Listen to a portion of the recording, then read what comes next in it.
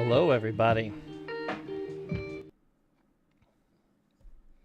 How are you? Me? You. This guy? That's I'm you. I'm better today. That's good. That's Yes, good. it is. Everybody, welcome to the Ain't It the Fun podcast. Uh, please like and subscribe. There's buttons all over YouTube right now. If you're listening on iTunes, please subscribe, like, make a little comment, and rate. That'll help us all out. I appreciate it. With us again is Mr. Erik Childress. Hello, everyone. So, I Yeah. went weekly last week. Yes, You even joined in for a little bit. I saw. Yes, right before I went to bed, I jumped on YouTube and saw that you were still talking with our old friend Mr. John Morgan, Yeah. and you happened to come across you shouted me out and you called for some assistance. So glad I was there to offer it. Well, I appreciate it. Mm-hmm. Yeah, it was RZA doing soundtracks, and Right. although That's- we're Wu-Tang Clan fans, I Yes. couldn't think of all the stuff he had been involved in. I knew it was the movie with the Iron Fist or whatever it was called. That's what he directed too. Directed. Then he Yeah. did the music for that though, right? Mm-hmm. Yeah. Yeah. Well, yeah, it was hard to remember all, but I know I thought he'd been nominated for something, but you said he Not an wasn't. Oscar. Yeah, maybe No? some Grammy or something. Or I don't even think he got. I didn't look it up when I was texting you about it. I don't remember if he got a Golden Globe nomination for Kill Bill, which I would think that might have been possible. Okay. But Kill Bill didn't get any nominations anywhere. I don't think either film. Not Oscar wise, anyway. Well, it's an action movie, although it's an art house action movie. Action movies don't normally get nominated for stuff like that. True, Usually. but there were a lot of people thought that Uma might have got nominated at least one of them, if not both of them. But That makes sense. yeah, And it's not like it's gonna. Although the music is good, mm-hmm. the soundtrack isn't the big thing because he still used a lot of like older licensed music for that. And it's right? also one of those Academy type things where the score has to be a certain percentage of originality for it to Okay. qualify. So it could have been one of those things that the Academy actually disqualified early on. Yeah. That also makes sense. Mm-hmm. Yeah. This week's been interesting. I don't know if you caught the beginning of it last week, but we tore apart our bathroom. No. Well, I had torn it apart down to the studs, and the plumber had Funny, come. we have So I don't something want to rehash that. But Yeah. this week it takes money to order stuff, and so I had to order. I haven't gotten to it yet because of money, but I have to order the pan. There's like a pan that goes down. Yeah. To have the water go down to the drain, it's on a little bit of a decline, and you got to put the pan in and all that stuff. So we've been ordering a ton of parts. Did you do it out of anger or like it needed repair? More it was old. Mm-hmm. The house had when we got the house, it was a Fannie Mae house, so things were broken, but not horrible. Yeah. I mean, you see these horror stories where Yeah. people buy these Fannie Mae houses back when the collapse happened a few years ago, and it was a nightmare. People were pulling copper and stuff out of the walls and punching holes and things and spray painting. I mean, they just destroyed the house on their way out because Plus, what are you going to do with all that chocolate? Sure. Yeah. Nice. Well done. When I hear Fannie Mae, Yeah. that's the thing I think of. Well, that makes sense. Chocolatier. But yeah, this house wasn't nearly that bad. So, but it was just old. Things, it's 27, 28 years old, and it was a tub, and it was small. I don't know if it was smaller than a normal tub. It shouldn't have been, but it felt small, and I've just gotten tired of it. And it was one of those things where it's the main bedroom, and I had decided, I don't want to have to stand up in this cramped space anymore. And it just so happens our bathroom has a high ceiling, and I'm like, I always see those rain shower heads, where they're like, like the size of a small pizza, like a 12-inch, and the rain comes down and stuff. And I'm like, those are so cool. I want one, but putting it in that tiny little tub would have been stupid. And it just so happens the wall comes out another 1.5 feet to a 45-degree angle where the door comes in. And I said, you know what? I'm going to tear all this out. I'm going to make it a big walk-in shower. and bring the tile up. Just so, like I said, our ceilings are some weird height. It's just the way the house is built. It's fine. It's not like all our ceilings are 14 feet high, but the bathroom happens to be 14 feet high or something like that, 12 or 13. And I'm like, gonna be perfect. Put that rain shower head at 10 feet. Bring this to about another 1.5 feet and make it wider. Then it's just there's gonna be no tub anymore. It's just gonna be a walk-in. But anyway, tore it up. So there's just putting a lot of stuff. We're shopping, and she's picking out tile, and I had an idea for black hexagon tile on the floor. She felt it was too dark, but we're watching home improvement shows, and it just so happens they had a white bathroom with a walk-in shower with a rain shower head, white and off-color, white walls, off like cream walls, and black hexagon tiles on the floor. And it kind of finalized our decision. She's like, I think I really like that now. I said, all right, cool. So we're probably going to order the tile soon. And so it's a lot of looking up stuff online and making sure I have all the parts. I got my mudding trowel for the tile, and I got the bucket and the mixer for my drill, so I can mix the stuff I don't have to do it by hand. And I got a couple sponges and these little spacers you got to put between all the tiles, and it's a process. Can I put in a recommendation for the rain shower head? Sure. By the way, when we moved into here, the main when we have two showers here, but the main one had the old shower head that had been on and wasn't great. It wasn't great at all, actually. So we had our plumber come in and check some things with the sinks and do some little repairs with things that needed some upgrading. He put in a rain shower head. Nice. For us, and I call it the NBA shower head because I don't remember which player it was, and it wasn't like an A-list player, but it was certainly like a player you might have heard of at some point, that lives in Illinois, I guess, and he ended up going to his house and installing this very same shower head, I guess. So he when he tells the story, he talks about it this is what all the NBA players have. Sure. Because I guess he did it for one guy, and then he recommended it to another NBA player, and then he did it at his house too. So we have the NBA shower head, as I call it, and it's the best shower head I've ever had in my life. Well, we already bought. I had pre-bought. That was the last expense last year. Right when I tore it up, I said, well, let's go pick what we want, and one of the big things was the shower head, so I knew we wanted the bigger 12-inch one. And then what kind of handle? What do you want? A handheld thing to the side so you can do the manual thing, or we can now, it's a big giant, not giant, but 72 inches, bigger than the tub. You can bring the dog in there and you pop the little handle off and do so it makes that much easier. And so all this cool stuff. So we went and got all that stuff ahead of time, and that dictated some of the colors. So it's gonna be white with black accents and gold, for the most part. Everything's going to be gold. There's a word for it. Like the handles, the accoutrement, the toilet paper holder. That's all going to be gold. The faucet, maybe the light fixture above the mirrors when I put them in. Disco ball. Yes, in the bathroom.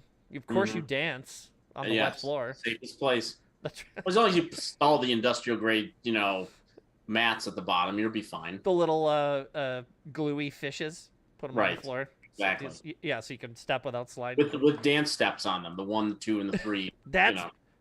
See, now that's brilliant. There's $1 million idea. People used to put those stickers on in the 70s. If you made them like dance steps, you'd actually use them. You purposely put your feet on them. That's right. I don't ever remember seeing dance step or shoe. It was always flowers or, whatever. Paw prints or, something. It wasn't, I don't remember shoes. I feel this is the best idea since the OptiGrab, really. That's right.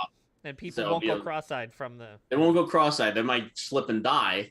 But, so we'll make a bunch of money, but then we'll be writing checks for $1.09 forever.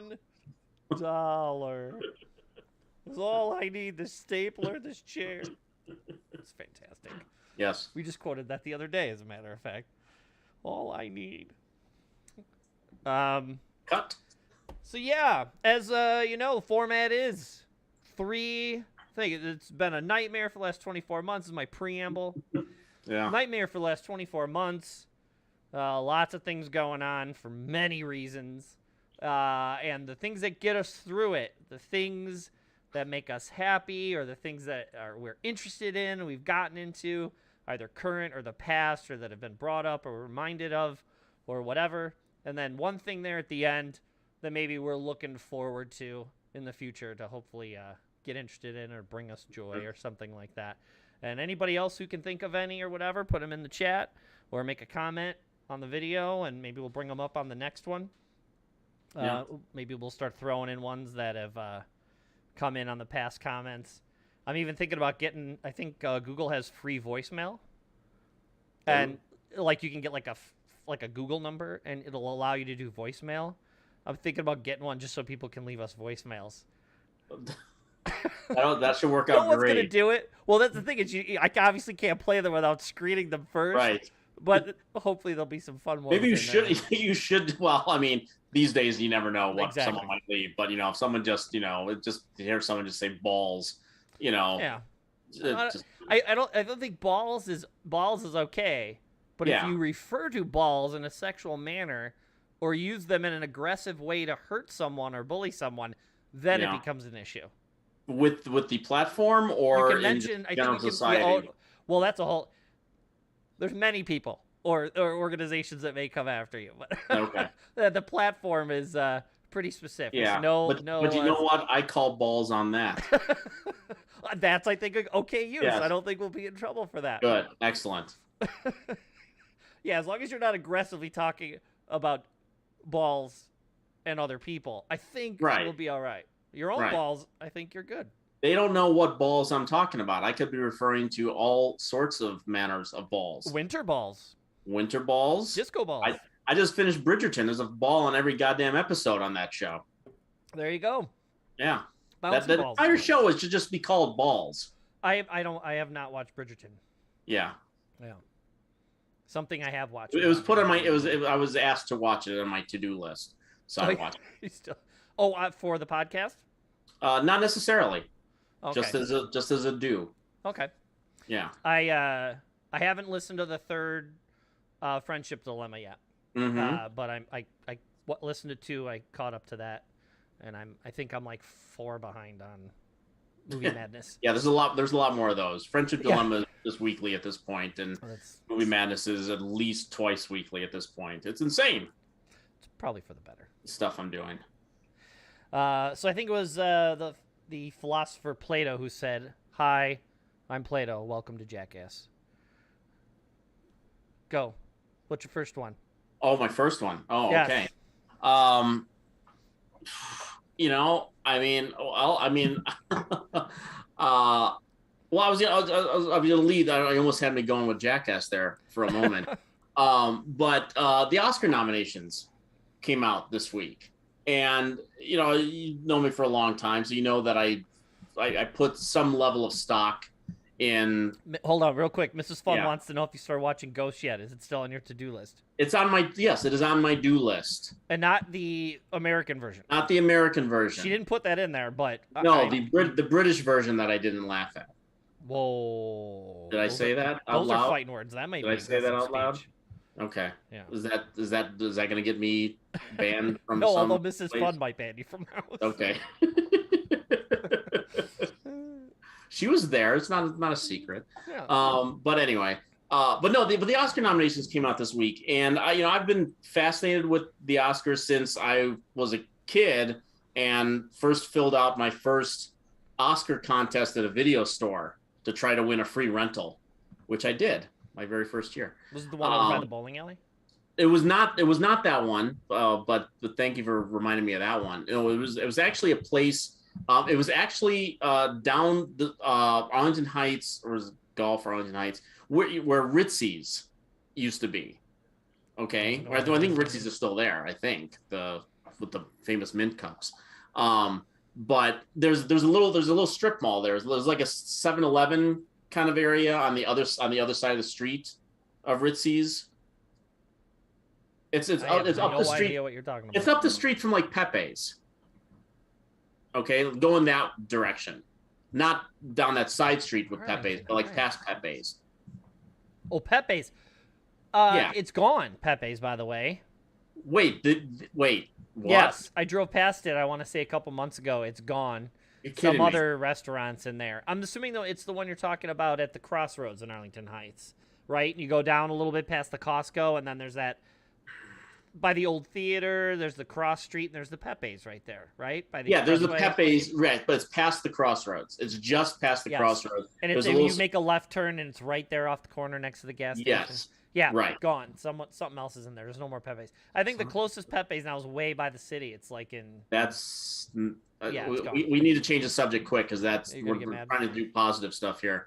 But anyway, but it was a video store. It was called Okay. Leisuretronics. That was the name of Sure. the video store. Okay, yeah, why not? From And that was the video 70s. store we first started going to. And they had an Oscar contest, and I filled out the form, and I won a free rental. And I rented Tron for like the 8th time.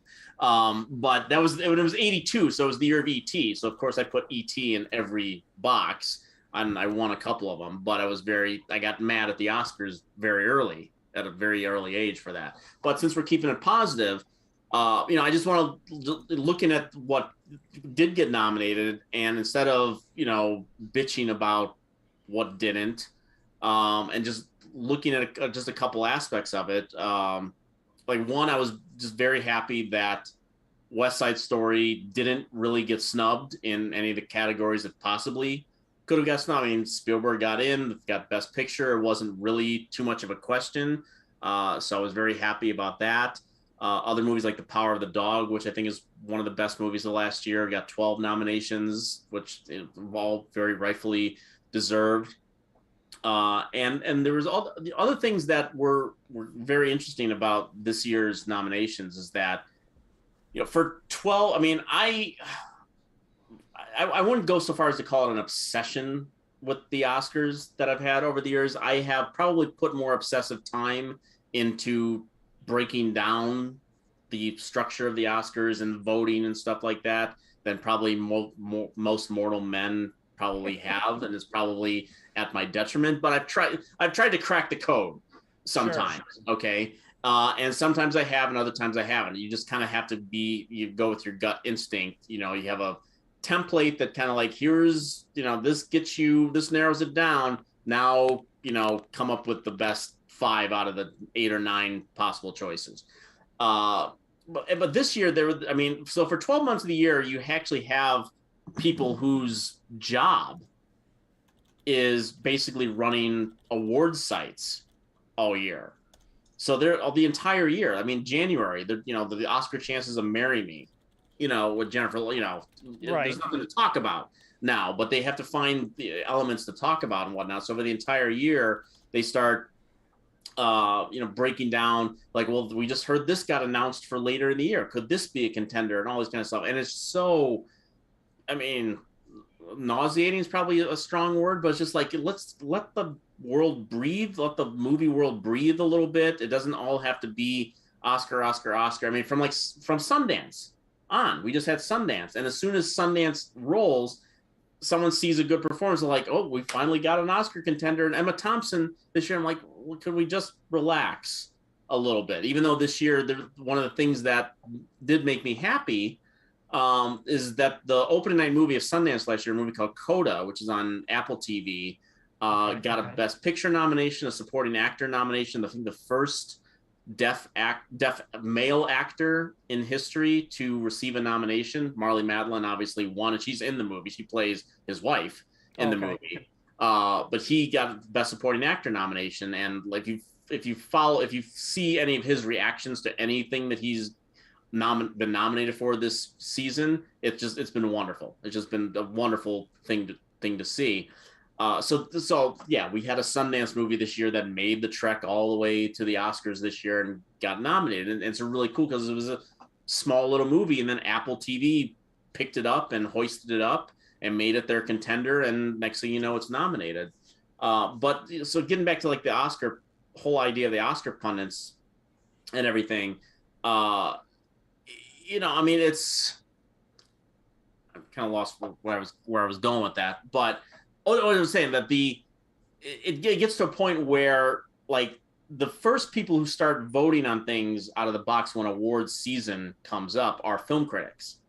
So Sure, all the individual cities, you have a couple of the groups that are your Golden Globes and your Critics' Choice and whatnot, where the National Board of Review, those kind of groups that are in it for the parties basically, and a little bit of prestige.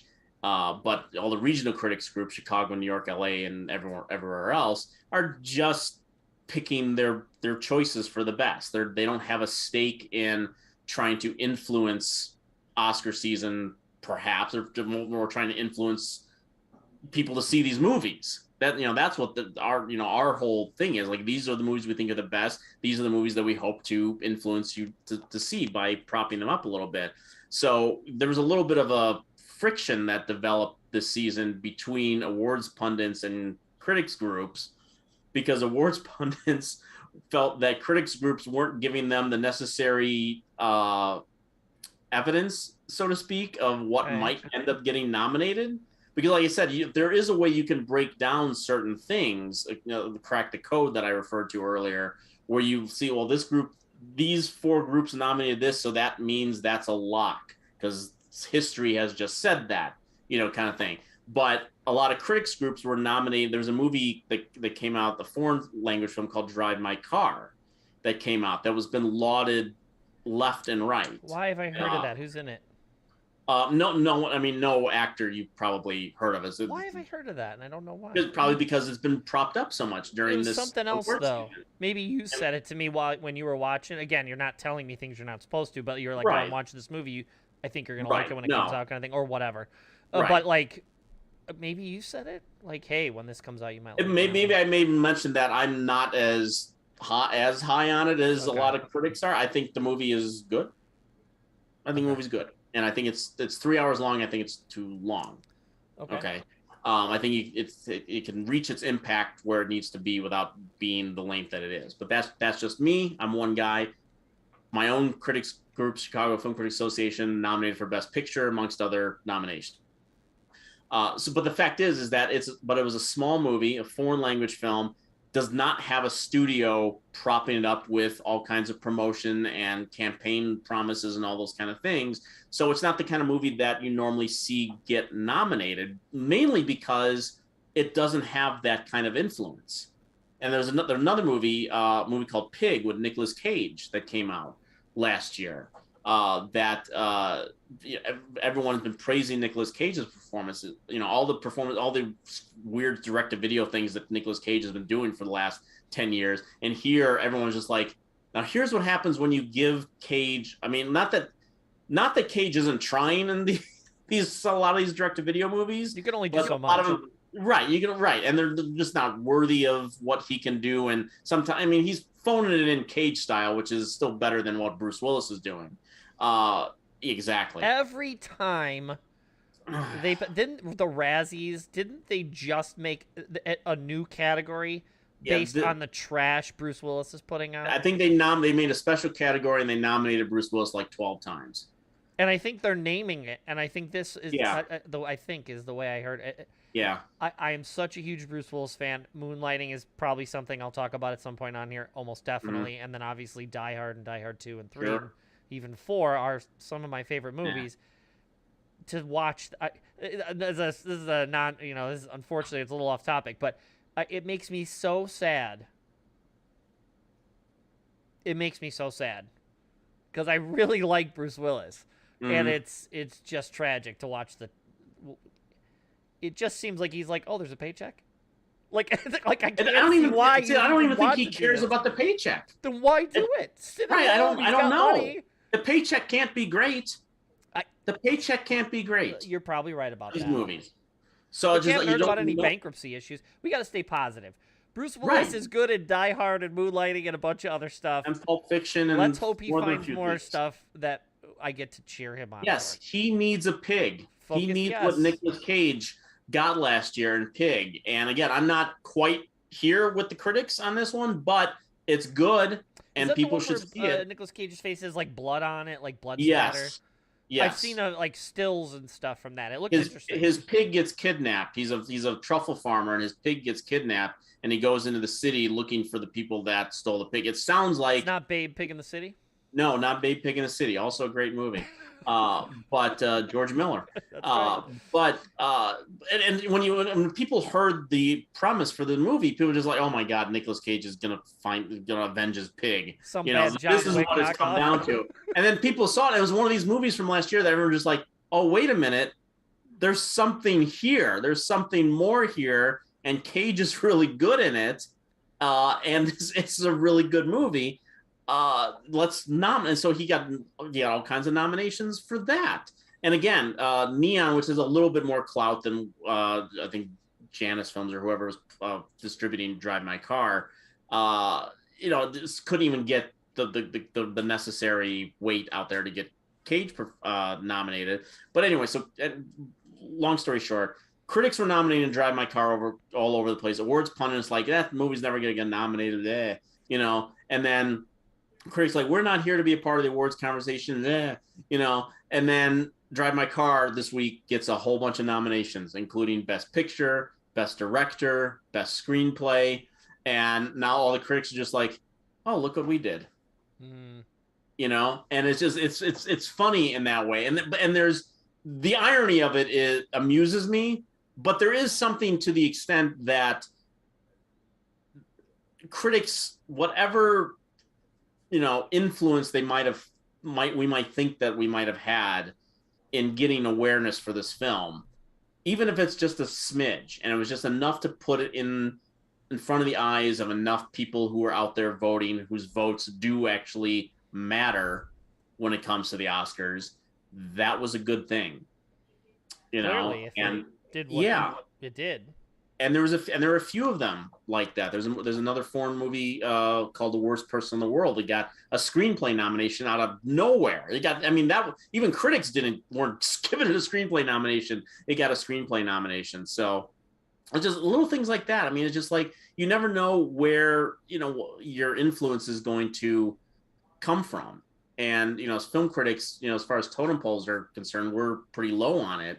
But again, part of our whole existence is to get exposure for these movies and getting the conversation going about these movies. And if that leads us to the awards conversation, that only boosts the profile higher. And if more people see these movis, again, I'm not even want to get into the negative aspect of the Oscars. Positive. Right.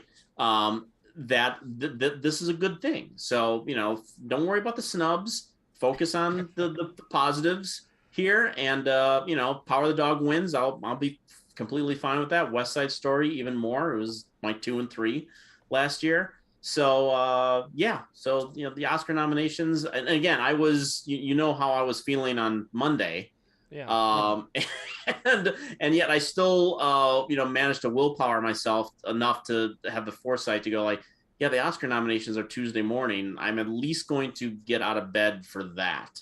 And so even in the shape that I was in, I did manage to get online and watch the Oscar nominations as slow as they were.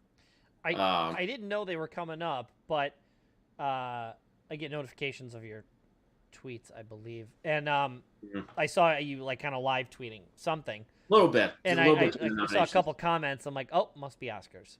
Yeah. And then I caught on some of the names. I was like, yeah, that's what's going on. So then I looked it up a little bit. But yeah, it was, you always know. Because you used to do that thing where you would do your picks, and then again, no betting because it would be whatever. But you would do the thing where you're like, these are going to be the thing. We used to do that at our Oscar parties where we would all you'd hand out the sheets and we'd all pick who's going to win or whatever, and that was always fun. But you're always what's your average, you think, as far as what because you do one for what you think is going to be nominated, right? And then you do one pre the actual awards for who wins.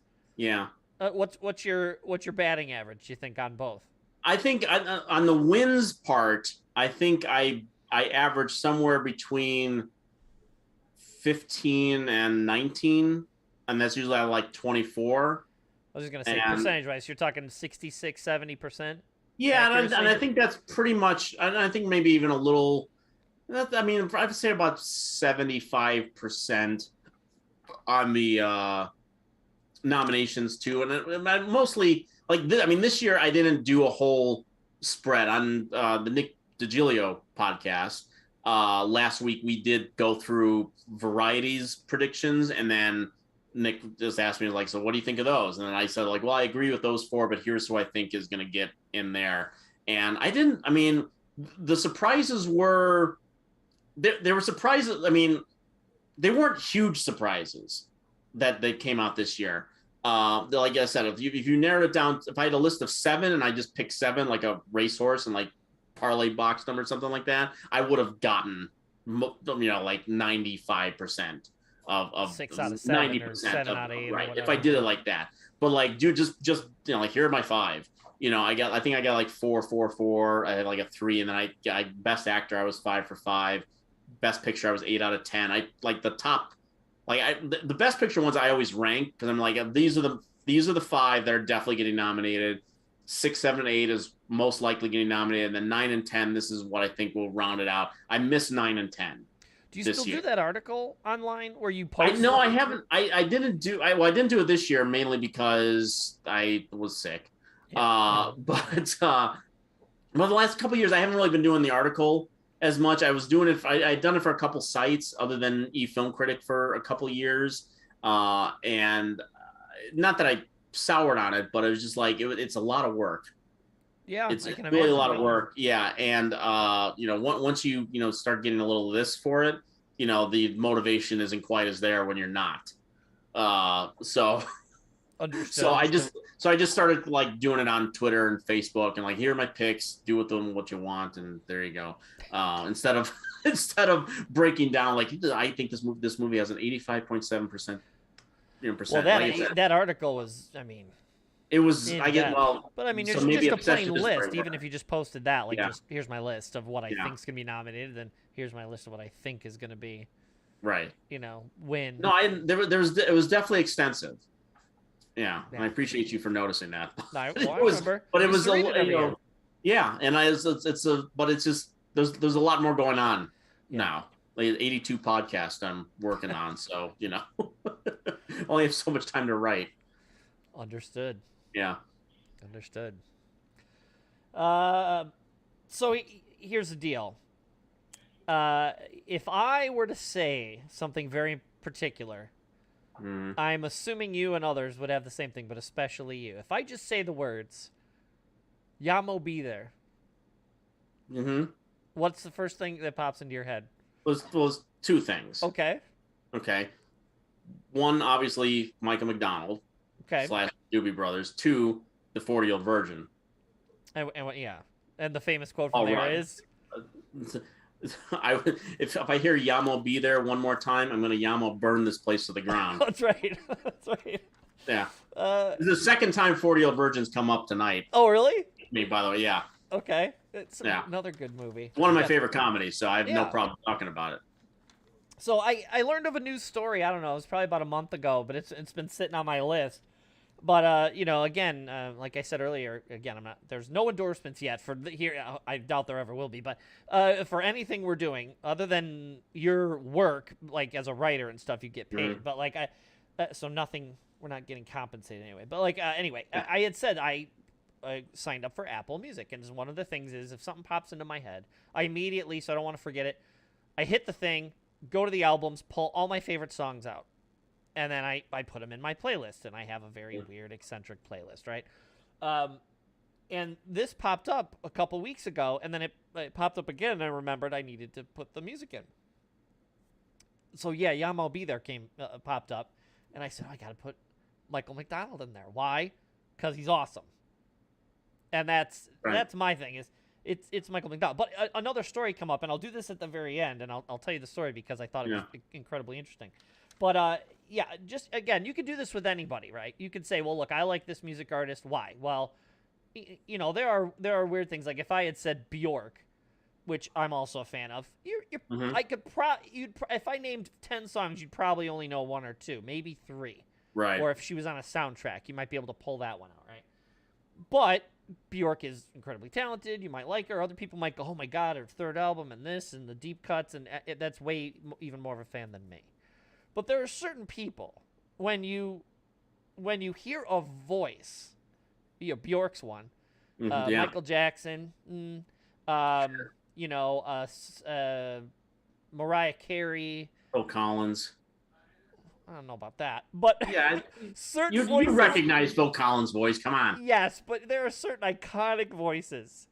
Yeah, Phil Collins. The Bee Gees. Bee Gees, yes. You hear him, you go, "Wow, that's a Bee Gees song, right?" I mean, Yeah, we know who it is. Yeah, certain rock songs, you know, whatever. Yeah, sometimes you might not know if it's Phil Collins or Genesis. I'll grant you that. Well, that kind of works with this too, except Okay. when you hear Michael McDonald on anything, you know it's Michael McDonald. Why? Sure. Because he hits. I'm not a music person. I call it a falsetto, but man, he goes from deep to super high pitched. He's an iconic singer. Doobie Brothers, solo work, duets, background vocals, songwriter, wrote a bunch of songs that other people sang. Guest star on What's Happening. What? Oh, I gotta look that up. What? Dude. What is it? That's another Come story. on, dude. That's another story. What's happening with Fred Berry? Yes. Dancing. Yeah, the whole thing. Yes. Are you kidding? Yes, dancing a very big part of it. Don't you remember when they went to the Doobie Brothers concert? No. Dude. I gotta look it up online later. I gotta look it up. Okay. Now go on. I got something for later. That's Okay. amazing. Okay, that's even a different story I didn't know. But I'll tell you this other one. You're gonna go, what? You're crazy. But yeah, so just for the sake of argument, here's just some of the songs I threw on my list. And I'll go real slow. And if you have any comments, we're going to go over them. Not like in depth, but I keep forgetting. Please. Keep forgetting. Yeah, come on. It's a great song. His rendition of Ain't No Mountain High Enough. Yeah. Okay, he did a cover album, but when you hear him do Ain't No Mountain High Enough, come on. Yes. What a Fool Believes. What a fool. Okay. That's the one I used to do the impression of. You're right. I think I have it on Rock Band, I think. I have a couple Doobie Brothers, and I have a couple Michael McDonald songs. Yeah. Minute by Minute. Fantastic. Minute by Minute. It keeps you running. Yeah. Taking it to the streets. Please. Come on. Yeah. Yamo Be There, obviously. Obviously. Burn this place down. That's right. You Belong to Me. You belong to me. Okay. Yeah. There's a bunch of other Doobie Brothers ones. There's a bunch of other, iconic ones. Then, now, he's also extremely well known for them just calling the dude and having him show up and be background guy. And half the time they don't even credit him. He's just there, and you hear the voice in the background, and you go, "Is that Michael McDonald?" And then you look it up online, you find out, it's Michael McDonald because he's on like 30 songs just in the background being Michael McDonald. Yeah. That's all they need. They just need him to come in, hit his high notes, back up to the main singer, and then he leaves. But it's not just some schmo. It's stuff like Peg by Steely Dan, Black Friday by Steely Dan, Kid Charlemagne, Steely Dan, Christopher Cross, Ride Like the Wind. Well, that's please. Come on, Christopher Cross. Christopher Cross, man. one of his most famous. I'm gonna see is maybe we'll do a little trivia. He did 2 duets, and I think technically this is a background. Okay. One of them is technically a background. One of them is technically a duet. I don't want to accidentally play this, or I'm gonna get in trouble. So hold on. Yeah. Make sure I got. I think I have the name right. I just want to make sure. But can you think of 2 songs that he was either in a duet or very heavy background vocals, 2 very famous songs? I'm gonna kick myself when you tell me. I'm not prepared for a music test tonight. That's okay. So because I know as soon as you say it, I'm gonna go like yes, of course. Yeah. But I'm not there right now. That's okay. So, yeah. One of the first ones is a love duet. Here's a hint. Okay. Love duet. Right. So in this case, the love duet is with a female. Yes. Very, very famous singer. Another amazing singer. Was it from a cartoon? No. Okay. Not that I know of. Okay. Patti LaBelle. Okay. On My Own. On My Own. Yes. Yes. Yes. When you look it up, it just says, most of the time, it just says Patti LaBelle. Yeah, I think we own that album, that 45. I think She's in a love duet with him. I don't even think he's credited. The opposite of her, the male voice, is Michael McDonald, and of Wow. course, the second you hear it, you know it's Michael McDonald. On My Own, and you again, you hear it, and you just I mean, I hear the song in my head. yeah. It's playing in my head now. Yeah. Yeah. Yeah. And it's fantastic. Yeah. Again, Michael McDonald's great. The other one is a male singer, Okay. and I think he says the title of the song. Are you looking it up? Don't look up online. I'm not. No, I'm Don't looking cheat. up my next thing. So Okay. I'm sorry. All I right. promise you. Not cheating. Very famous dude. 70s and 80s. Yeah. Did a lot of movie soundtrack songs. The dude did. What? Oh no, The other guy. He did it with this guy, Okay. not Christopher Cross, although he did movie soundtracks. Not Kenny Loggins. It is Kenny Loggins. Yes. So it's not a soundtrack song, but a Kenny Loggins song. I think it is a soundtrack song, but he ends up singing.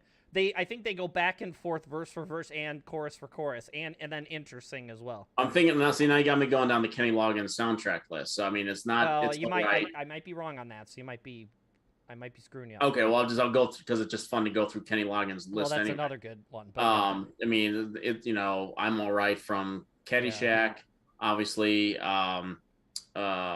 Footloose, obviously. Yep. Meet Me Halfway from Over the Top. Another fantastic one. Well, this Yeah. could be a whole nother subject, Kenny Loggins. I know. So I'm going to cut you off because we Yes. may bring up Kenny Loggins at some point because he's awesome too. Right. But Loggins, This Is It. Oh, cool. Yes. This yes. is it. Yeah.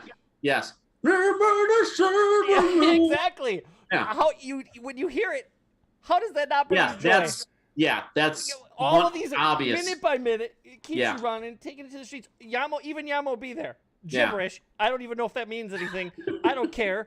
It's awesome. It's literally, I think, spelled Y-A-M-O, the letter B there. Yamo be there. Yeah.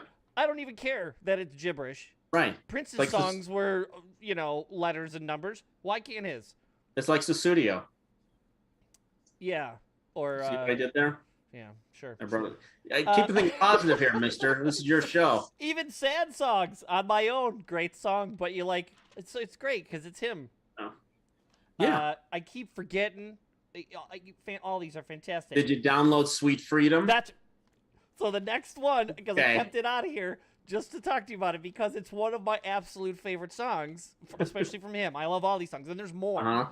Yeah. But Sweet Freedom from Running Scared. Running Scared, a Chicago staple action movie with, of all people, and I'm not being dismissive, but it's the least likely, quote, action duo, a very accomplished, amazing dancer. So again, but would that necessarily had been your first choice to be in a, quote, action movie? No, Right. but he's great in it. And Yeah. Billy Crystal. Gregory Hines, Billy Crystal. Yes. Gregory And Hines, Billy Crystal before, Billy Crystal was mainly known for some stand-up stuff and soap, obviously. And SNL.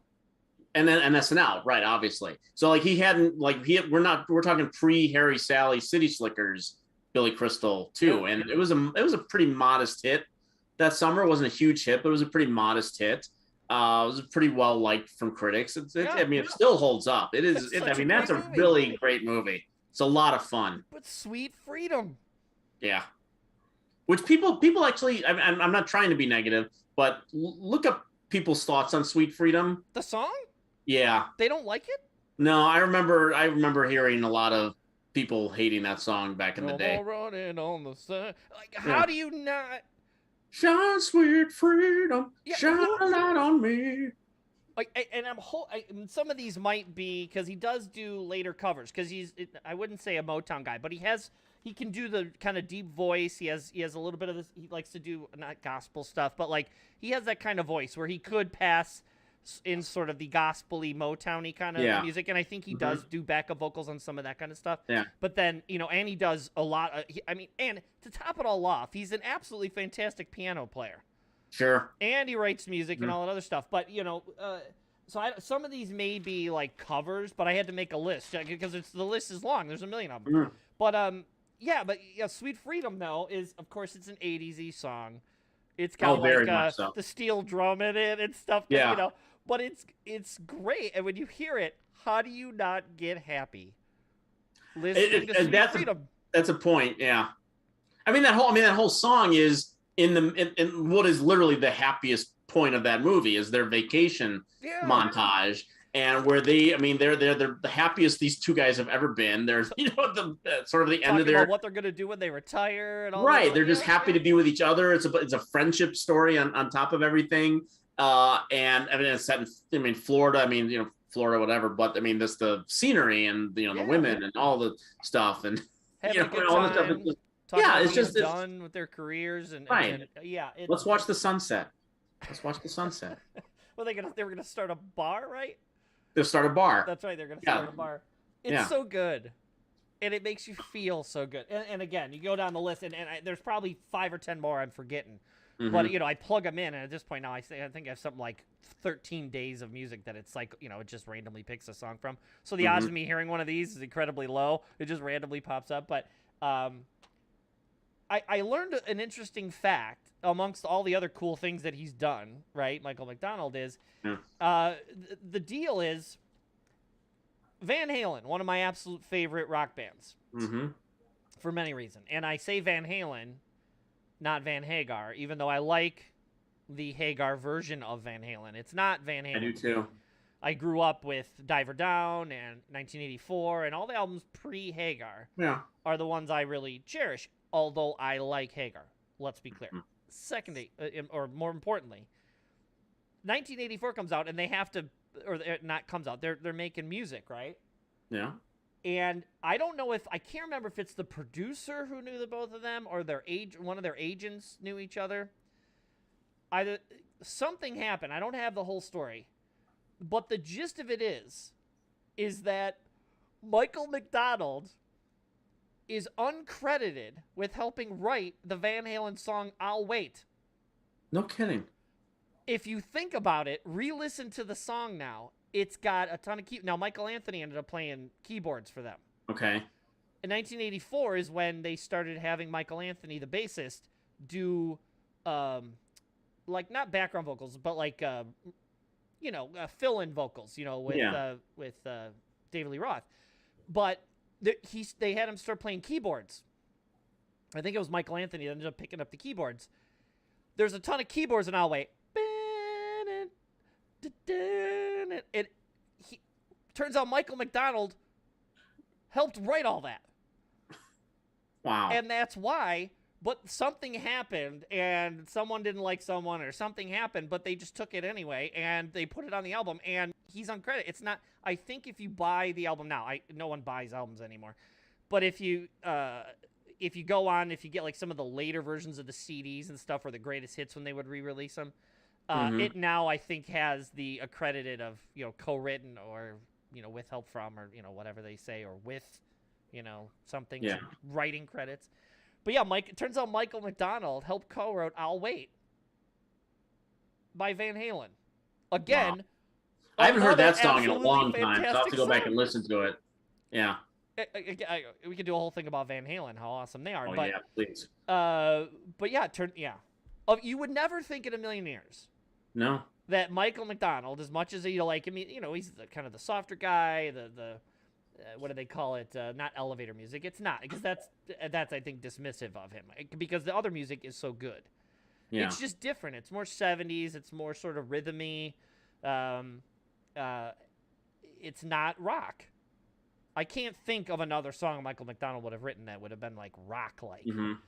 And even if you speed up some of his songs, they wouldn't really sound right, being rock songs.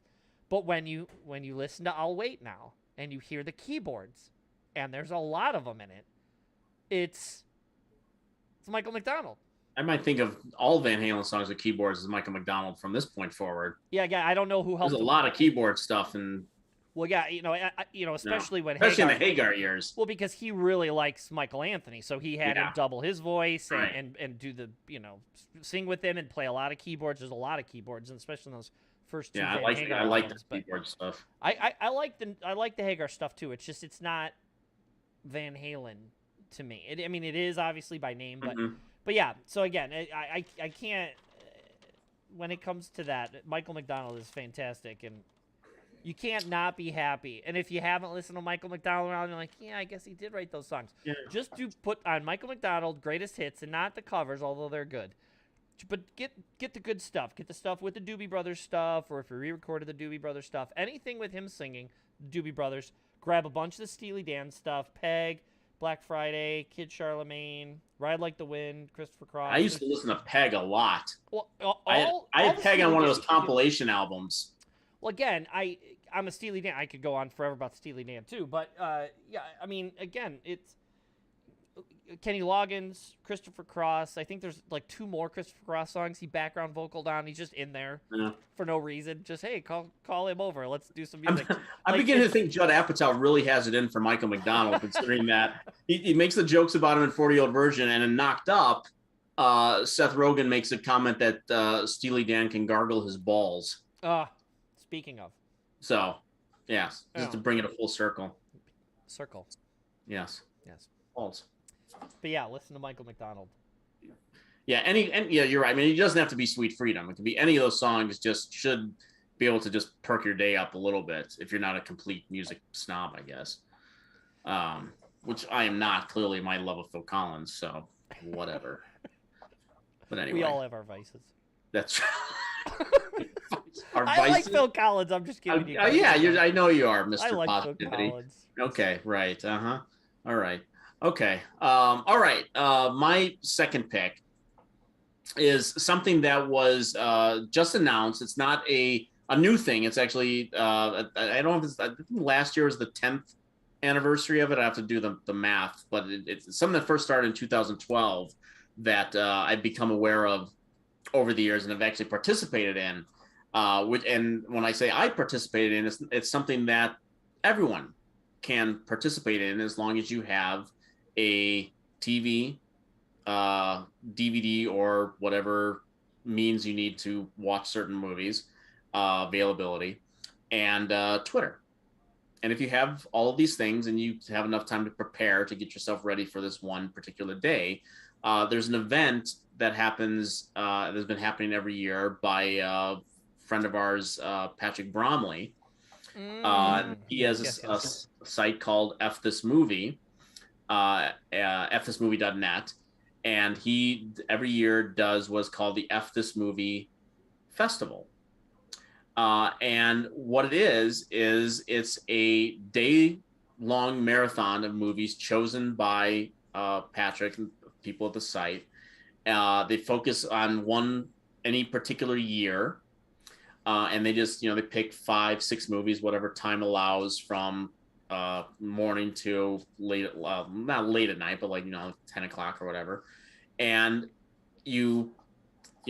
movie starts at 10 a.m. Here's when we're starting a particular movie, push play wherever you're watching the movie. And everyone just participates and make comments and is doing live commentary while watching the movie. And there are people that have never seen the movies before. There are people that are lifelong fans, so they have fun comments, and it's one of the most joyous. I mean, Twitter can be a daily cesspool, a nightmare realm of hate and vitriol and miserable vibes. Yes, it is literally the Mos Eisley of social media sites, and scum and villainy. Exactly.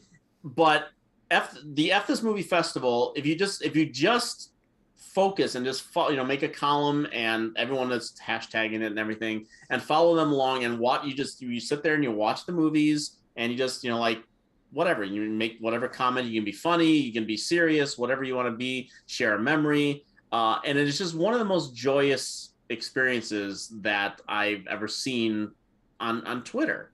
And I participated. The first time I heard about it, I'm just like, this sounds like a lot of fun. I'll join in on this, and I haven't gotten to do every single one. Sometimes I've been out of town. Other times, I just haven't been around for it. So you obviously have to be around on the day to participate. But it's so well. Technically, not when you think about it. It's it's virtual, it's online, and you can participate technically from anywhere. Well, you can you can participate from Yeah. anywhere, obviously, yes, Yeah. but you have to obviously be on that day. There's Yes. Yeah, but like you don't have to be at home. Like you no, could you don't just have to be at home. No, theoretically I mean, be but you do have to have the traveling. means to be watching the movie. I mean, you could just randomly throw up a comment about a movie. Sure, you could do that, but it's a lot more fun. Obviously, you're virtually experiencing everything. I don't know if they've ever done anything with Zoom or anything like that. But again, it's just, but you don't even need it. Just you see the comments and people just interacting with each other and talking about these specific movies. And I mean, they choose the movies, and their tastes don't always line up with everyone else's. So I don't, sometimes like, yeah, I've skipped this movie. I don't got much to say about it, but I'm like, I'll come back for this one because it's cheesy goodness or whatever. But here's the lineup that they're going to be doing this year. I'm going to make sure I get the date right here. That's what I was looking up before. It is going to be on Saturday, March 5th, starting at 10 a.m. Central Time. And this is the lineup for this year on March 5th. So 10 a.m. they're starting with, this is 1996, by the way. 10 a.m. they're starting with Mars Attacks. Nice. A lot of fun. 12:15 they're doing the only good Michael Bay film, The Rock, as far as I'm concerned. So that's fun. Like who smells what the Rock's cooking? That's right. 2:45. Speaking of Nicolas Cage, 2:45 p.m. A movie that one of those movies that you hope not a lot of people have seen because it'd be just so much fun to interact with them with is That Thing You Do. Oh, that's so good. So, yeah, so good. 4:45, The Phantom. Okay, That's I did. Yeah, I might skip that one. But at 7 p.m. you got me right back with From Dusk Till Dawn, which I love. Yeah, I love From Dusk Till Dawn. And then 9 p.m. I might tune out early. They're doing Independence Day. So, yeah. So, but overall, I mean, I'm there for most of that. Positive. I think I like 5 out of those 7. That's right? 6? Absolutely. 4 out of the 6, 5 out of the 7. Yeah, Mars Attacks, Rock, That Thing You Do, and From Dusk Till Dawn. Those are my 4 out of 6. So Phantom, I've only seen Phantom once. I think we saw it together. Yes. And in the comic book movie. Right, exactly. Independence Day, Roland Emmerich, but again, positive. Didn't he put his foot in his mouth this week? Oh, Roland Emmerich.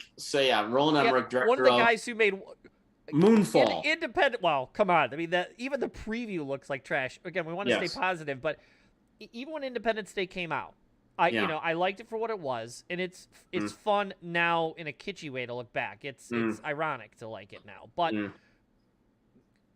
it is definitely a blockbuster summer movie. Yeah. Go see, look, the aliens and Will Smith, and it's the thing in the cities, everything's blowing up. Like, it is clearly one of those kind of movies. Yeah. And then for that dude to come out this week and be like, yeah, Marvel and DC are ruining everything with their big movies. And it's like, you're the one who capitalized on it the most. Marvel, DC, and Star Wars.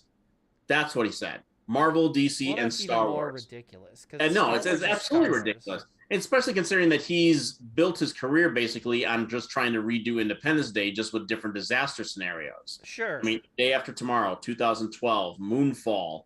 I'm trying to stay positive here. Right. We're going to be positive, but he's not the guy that should be saying that stuff. And I swear to God, I really thought this. I really did. And so this is maybe a positive thing. I saw the Moonfall trailer. Did you now? Before I even knew it was coming out, I just saw the trailer. I'm like, I thought it was a credit card commercial. Like they'd be like, it'll save the day. Like it was a joke, and they were gonna be like, but I pulled out my MasterCard and I bought. Right. I'm like, oh, what's in your wallet? Real. Yeah, or a car commercial because they jumped that car from like street to street to street. Or like rock. McConaughey's in a friggin' air balloon right now on a commercial. Yeah, so I thought it was like maybe an Acura commercial, whatever that car manufacturer is, right? And I was like, they can jump the rock during an alien invasion or whatever. And I thought, okay, this is a preview to like the Super Bowl commercials. Right. I really did. Legitimately, I was like, that's kind of funny. And then I realized it was a movie. And I was like, oh. But then I also then thought, but then I was like, oh, it's a joke. Like it's not Airplane, but it's like a play on disaster movies. But then it got to the end, and I was like, I don't think this is a joke. I don't think this was meant to be silly. This can't be real, right? Like, or catch it on Hulu, or I thought, it was gonna like some silly, like, hey, Roland Emmerich did a thing for Hulu. No, go to the theater. And I was like, no. Yeah. Just remind me, I think I have a podcast I haven't uploaded yet. Just thinking about yeah, I've been out this week, people. But I haven't watched the trailer. Even when I went to see the movie, I know the moon's gonna kill us. That's all I knew going into the movie. So I didn't see the trailer, so I don't know how much ridiculousness of the plot they crammed into the trailer. Okay, but if you don't know the full extent of why the moon is going to kill us, all I will tell you is this. Yeah. Is that at some point after they show the car jumping like Mario, Super Mario, from like rock to rock to rock. Which is on Earth, by the way. There's no car on the moon. Yeah. Okay. Street to rock portion floating over the street, and then another street. Kind of like being chased, with the bridge, by the way, being chased by scavengers in the waning moments of the moon, literally like skimming the surface of the atmosphere. Yeah, they're being chased by scavengers. Whatever, yeah, it's ridiculous. Yes. But didn't 2012 have something similar to that, where like the ground was breaking and Cusack was running away in the car. Yeah. Okay. Yes. Anyway, so they're showing that. I'm like, okay, it's massive Titanic, tectonic action and earthquakey stuff. Okay, whatever, right? The moon gets out of orbit, so it's going to throw off there. I'm like, okay, whatever. I'm in it. It's silly. Let's give it a hoot. They show they don't show them digging into the moon, but they show what's clearly inside a cave or something in the moon, and it looks like these enormous Dr. Octopus tentacles and what looks like a black hole at the center of it, and these metal tentacles like flopping around inside what appears to be the moon. Yeah. And I'm like, wait. Are they blowing the moon up? And that was what I was like, oh, they're being serious. This isn't a joke.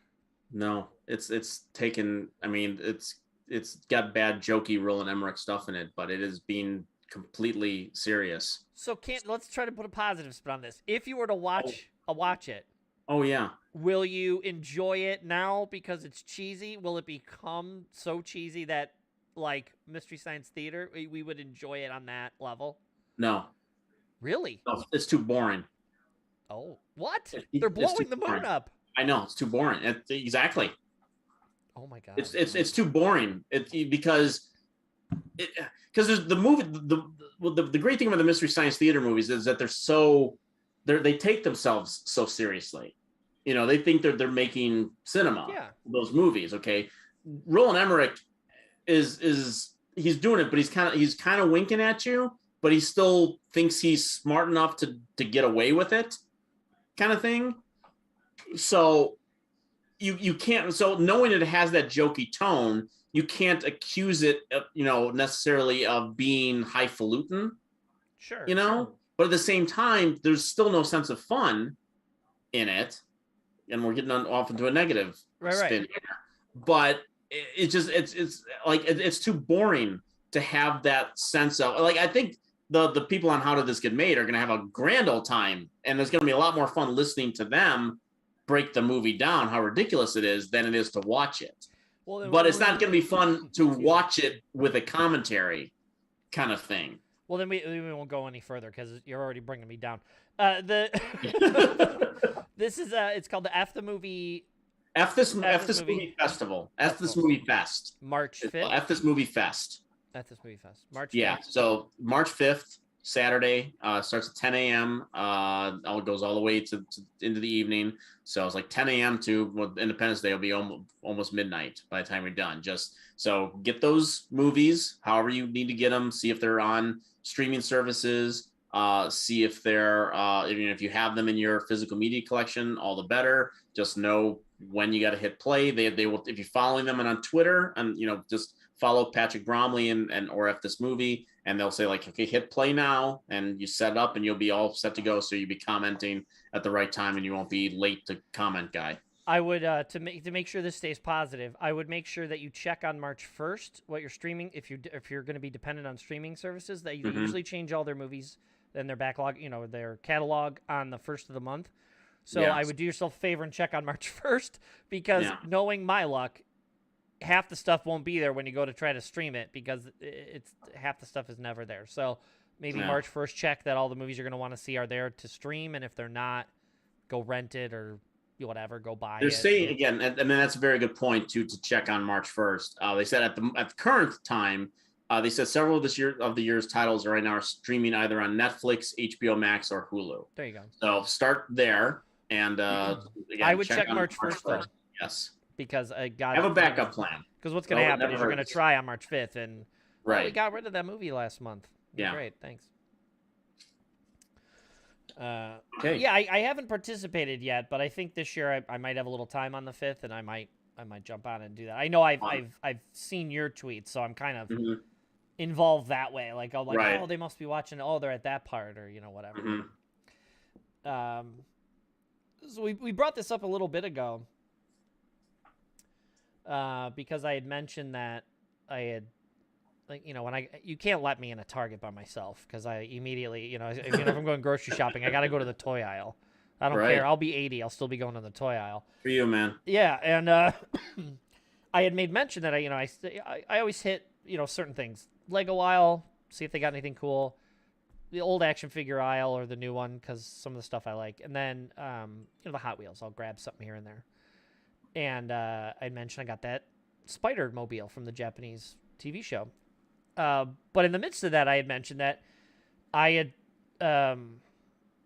they had been reissuing the Masters of the Universe figures. Mattel has. Right. Yes, saw those. Right. It's one of my, there was, especially being born in the early 70s. Obviously, Star Wars started for a lot of kids. We've talked to Sergio and other people either our age or a little bit older, and there were toys. But they weren't collectibles, or they were toys, but you beat them up. And even half the Star Wars stuff we had as kids, even mine upstairs, has been beaten to hell because I played with it. I took it out of the packaging and stuff. Star Wars was huge, and it really started it, and that was in the 70s. As far as, low price, $6, $7, $8 a pop, you get a figure, accessories, maybe a gun or two, and you could live your fantasies of Star Wars. You could play with them and make up your own stories and stuff. And what Mattel did, they didn't have a boys line. They had Barbie. They had Hot Wheels. Yeah. But they had no boy action figures at the time. And they wanted to jump in on it. They invented what was originally, I think, going to be like a series of like Conan toys, not where they had saw that the Schwarzenegger movie was coming out and they're like, oh, we can capitalize on this. And they were going to make these toys. And so they had some designers work up designs, and it was basically these sort of savage, like barbarian style toys or Vikings and stuff. They had some Viking stuff, kind of iconography in there. Yeah. And it didn't really work. Now this didn't work, that didn't work. And as it was refined over time, it became what is now known as He-Man and the Masters of the Universe, or Masters of the Universe. And they go through the trouble of making one of the first toys I ever had that came with a little mini comic behind the figure. Yeah, I had those. Yeah, right? Yeah. And so you got, not only did you get a figure that was a little story, a good inch or two taller than a Star Wars figure. Right. Came with these big giant accessories, big swords and axes and stuff. Yeah, they were all jacked beyond comprehension. Yeah. They were all chiseled and jacked. But then they had their own little comic book in the back. And again, this is just as, a little bit before I started like kind of buying and reading comic books. It was my first introduction other than my old it had a couple 45s that came with a comic book. But they had comic books. And so it was amazing to me, especially being a Star Wars fan. It was this whole other thing. And when that cartoon came on, it sealed the deal. it, looking back on it now, it's on Stars. Oh, okay. You can watch the whole thing. There's like, I don't know, some ridiculous amount of episodes, and I got the full Castle Grayskull like DVD box set. Mm-hmm. It looks like Castle Grayskull, and you pull it Got out, that. and it has all of them in there. It was made to sell toys. We didn't know that. They didn't make Star Wars to sell toys, but it ended up selling a ton of toys because Lucas, in his deal with them, obviously he was smart and made toys. Then it became, we need toys to sell. What can we do? Well, we can't afford a movie. Let's make a cartoon. And so these, businessmen and women figured out, let's get the toys, then sell them by either having Marvel make a comic book like the Transformers and He-Man and stuff like that. And then cartoons were the next big thing. And that beginning where Prince Adam comes on and he says, the day the hell they'll off my magic sword and said, by the power of grace, I have the power. And he does the thing. The lightning bolt hits and he's standing in front of Castle Grayskull. And he holds the sword up. And you have Skeletor with the skull face, but he's still jacked, but he has a blue body. Doesn't matter. I didn't care that it was cheesy. I loved it. And it was one of the things I loved coming home to after school was Masters of the Universe. I always wanted it to be a new episode. Half of it was because I wanted to see if they had a different character. It was kind of like when I used to watch the 66 Batman. You knew something cool was going to happen because in the beginning credits, if it stopped for a second and the Batgirl cycle went through, you knew she was going to be in that episode. Otherwise, they never credited her, right? If she wasn't in the episode. Well, they didn't do that in the cartoon. It just started, and then the title card, dun dun dun dun, and the title card would come up, and then it would play. It would be some ridiculous thing where Beastman is a dummy or Trapjaw's, a moron, and Skeletor's smacking him in the head like Three Stooges, and he's a bubbling idiot. No one knows what they're doing. He-Man beats him up every episode. It doesn't matter. I don't care. It's the design of all the characters, and the fact that there ended up being something like 85 different individual characters, or 70-something individual characters. They got really ridiculous at the end as far as the toys are concerned. But and that's, I think, only that's in the general He-Man line. I mean, once it went into She-Ra and all that stuff. But that cartoon and the crazy characters that they came up with, Fisto. He's a guy with a giant steel hand, and when you turned his little body, his little hand went forward and punched. Or the hand came down like that. Because then it was Power Punch. He-Man was the one that swung at the I used to hit my sisters in the head with that. Just the whole toy, or just the fist? Just the fist. Yeah. Clawful. He looked like a lobster, and where the little attachable hand was a clamping hand with a little thing. That the little clamping claw, the lobster claw hand. Ridiculous. Ninjor. Stinkor. They literally made an action figure in a package that was sprayed to smell like skunk. So you popped it open. It was flocked. Flocked is like a fake fur, and it was just they spray the glue and then they dip it like you're breading chicken, and it was like this fake fur. They sprayed it so it smelled horrible. So you pop the package open, and now your house stunk. Mosquito had a little thing in his chest with like a level from a construction level, but it had a thing, so if you tipped him upside down, the blood would drain out of his body. When you tipped it over, his little mosquito nose, the blood would go, and it would fill up on his chest, so it looked like he was sucking the blood. They're ridiculous, and I know that, and even watching it now, they're bad. I mean, it's not great storytelling. It's just not. But it's the cheese is great. It's nostalgic cheese for me. It's all the little action figures, all the goofy characters. I don't care that they're cheesy. Not only did I like the cartoon, then I remember there being an event where they're like, we're doing something new. And for one time only, they did it in a theater, and it was, can't remember the subtitle, but it was, in essence, it was the She-Ra movie. They were going to introduce The Secret of the Sword. There you go. And it was up, well done, by the way. Thank you. It was in Schaumburg at the old. There's an old theater that's now a furniture store. But I remember begging my mother. I was probably, I don't know, 10 or 11 or something like that, and I was like, I want to go. All it was the first 2 episodes of the She-Ra TV show shoved together, maybe 3, like an hour and a half. Yeah. That was it. But you got to see them like, 3 months before the cartoon came out. And the whole idea was that He-Man was going to show up, and there's this mystery. Who is this girl? and it was different than Star Wars. Star Wars was this space opera thing, and I didn't read Conan or Arthur Conan Doyle or anything. Or I didn't read any of that stuff. I didn't know about Hyperborea or Conan. Eventually I saw, obviously, very soon after that, or right around that time, I ended up watching the Conan movies with Schwarzenegger, obviously, because that's why they made the toys. But it was just something completely different, and I loved every bit of cheese of it. I loved Skeletor. The first figure I remember getting, I didn't even get the main guys. I got Trapjaw. Because I thought the big metal mouth, you could actually move his little mouth. And he had the little, he had like a gun, a claw thing, and you put the little, you could change Clamp his it on out. there. Yeah. I don't know what it is about the logo. I don't know what it is about the story, the beginning. If it starts, this is fun. If we hear it, I can quote the whole thing while it's going off.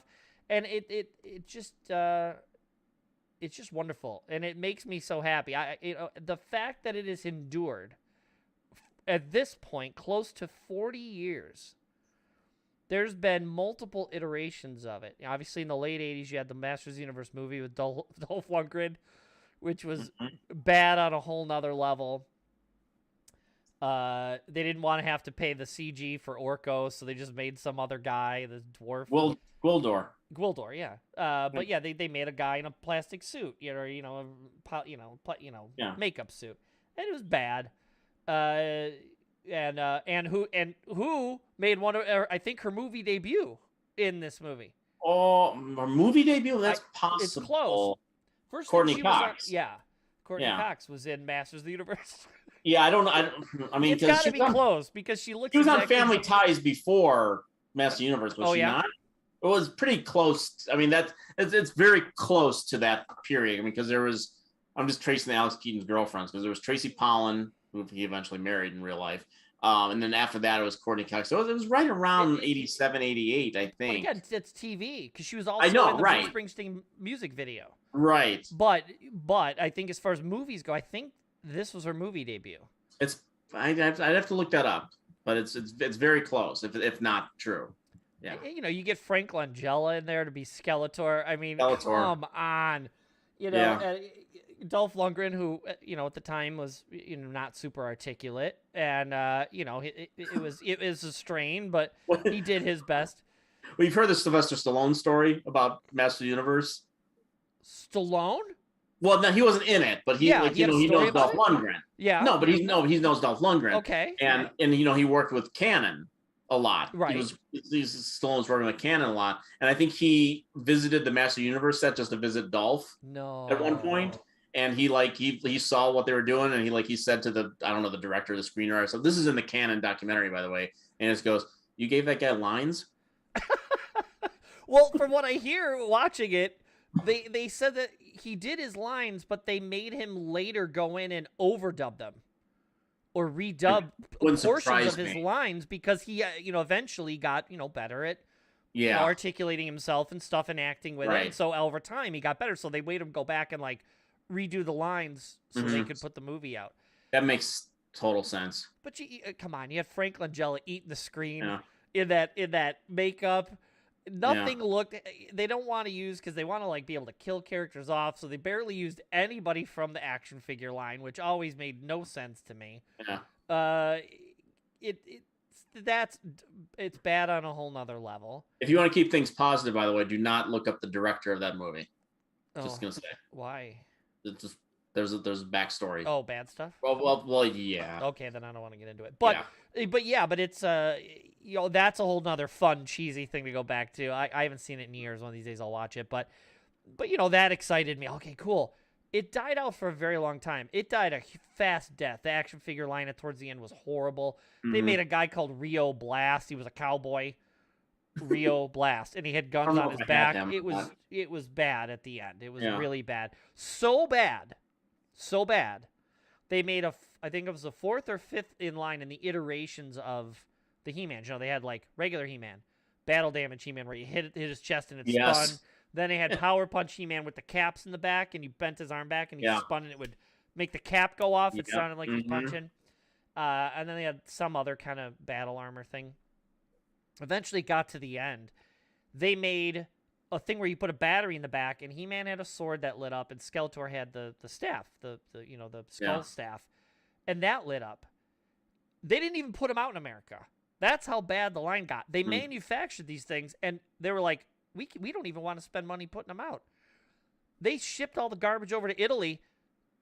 They only came out in Italy. The last 4 figures in the line didn't even come out here. That's how quickly it died. And so for, I don't know, 10, 15, 20 years, 90, so 20, maybe 12 years later, in the early 2000s, they got another company to do a new He-Man cartoon, and it got kind of popular. Well, they had all the toy manufacturing companies got really good at making cool action figures with lots of detail, and they were much bigger, and they had the sculpting and the 3D scanning, all that stuff was new, and so they were really making really nice figures. They redid the whole line, and they started from scratch, and so they put all these. So of course, I ran out and got some. I still have them over here in a box.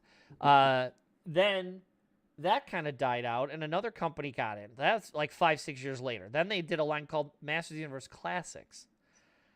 And they did them with a site called MattyCollector.com, and you could only order them on MattyCollector.com. And so it was kind of like, if you want this character, we need to make this much money on the first set, otherwise we can't make these new ones. So people would buy them, and people would buy them, and they would only make them to order, and then they wouldn't make them again. But they put joints in their arms and their knees and their elbows and their knees. They made them a little bit nicer, and some of the faces were painted better, and the packaging was nicer. But in essence, they look now like the ones from the 80s, whereas the early 2000s ones didn't. That went on for a while. Well, recently Mattel was like, we got this. I think we don't want other people doing this stuff again. And they've begun reissuing all the old toys with their old sculpts and heads and stuff. But they went through the trouble to put the joints at the elbow and the knees like Matty Collector did. And they're reissuing all these old figures. And it brings back all these great memories of, when I would pick them up at the store. That was my one thing, when I didn't get an allowance. And so every once in a while, and I mean rare, we'd be out and we'd have to go run some errands. You'd be at a store like a Kmart back in the day or something, and I'd be like, can I get one, please? They were like $10 or $11 at the time. Yeah. It's a lot of money. Yeah. At the time, you're talking 85, $10, $11 is not cheap. Right. And I remember, please, can I? And I would get one every once in a while. Or if I got birthday money, I would save, and I'd get one or two more guys. And that was just, not only did I buy, quite a bit of Star Wars stuff, but that was my next big kind of addiction or habit or collector mentality that got in my brain was He-Man. And, just the other day, I went through the aisle, and they have the battle damage He-Man with the spinny chest, with Battle Cat, with painted like battle scars on him in one package at the store. It's this big giant package. They have Keldor and Kronos, the two guys before they became Skeletor and Trapjaw. They made those figures, and they put them in a 2-pack, and the reissuing Man-at-Arms. Today I'm walking through Target doing grocery shopping, so of course I run over there. What do they got? They reissued just this. So they come out like there's like 4 or 5 new figures about every 2 months, maybe 3 months. And the latest set just came out, and in the latest set is Stinkor, the skunk guy. And I was so tempted. They didn't spray him again to make him smell horrible. Yeah. But oops, sorry about that. But yeah. So I was tempted to buy Stinkor. When I got the I didn't bring her down here, but when I got the Spider-Man Hot Wheel, that I showed you, I never got the Sorceress when I was a kid. Oh yeah. And she came out in the last little batch, like 2 months ago. Right. I happened Yeah. to be walking through Target, walked down the aisle. They had one Sorceress sitting on the shelf, and I'm like, do I get it? So I Yeah. did. It was one of the ones I never got as a kid, and I was like, screw it. It's $10. I'll grab it. So I did. So every once in a while, I'll grab one maybe I didn't have, or just something to throw up on the wall or whatever upstairs. And it's just great. You go back on Stars now if anybody's bored or if you got kids. You cannot watch the 2000 series, which is a reinvention of it a little bit. That one's fun. But Stars has He-Man, the whole series. I think they also have the entirety of She-Ra up there. Okay. Which is another like 100 episodes. So between the two of them, I think there's something like 300 and something episodes on there. And it's just fun and silly. And I'm sure at some point I'll show you. I don't have it down here, but at some point I'll show you the doll. I'll call them dolls. But they're like mini. They're like statues. They're 12 inches or 1/6 scale collectors for 50-year-old guys like me who want to recapture their childhood. But Mondo does them. They're these 12-inch 1/6 scale He-Man, and they come with metal swords and like 25 points of articulation, wrists, hands, heads, necks, elbows, arms, everything. You can pose them. They come on stands. Anything clothing-wise, capes is real cloth that's sewn, and you can put them up, and they look like cool statues. So of course, dummy me has been buying them. Thankfully, they only come out like twice a year because I can't afford it otherwise. But yeah, so if nobody's ever watched He-Man, Stars has, I think, all of it to stream. And if you want to get your kid a cool, fun toy, they're reissuing all this stuff. There's tons of them at the store. There always is a He-Man and a Skeletor on the shelf because they always overpack those in the boxes. So if you want the two main guys, they're always there. Yeah. And plus, you are aware that they have finally greenlit the Masters Universe live action movie. I'd heard there'd been some rumors for a long time. Did they say time? Yeah. Did they say it was involved? The directors to me are unproven at this point. They're named Aaron and Adam Nee.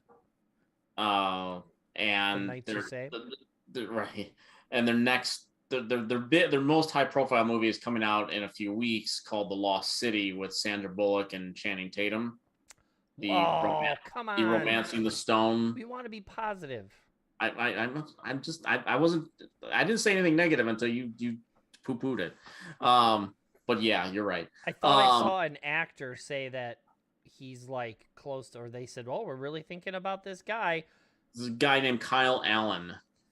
And why do I know him? He seems small to be He-Man. Yeah. So are they gonna Prince Adam him and then turn him? He's into playing He-Man? Prince Adam. He's doing Prince Adam thing, and so I don't know if they're doing like a She-Hulk thing where they're gonna make it all CGI He-Man or. Hey, I'm fine with it as long as it looks awesome. Sure.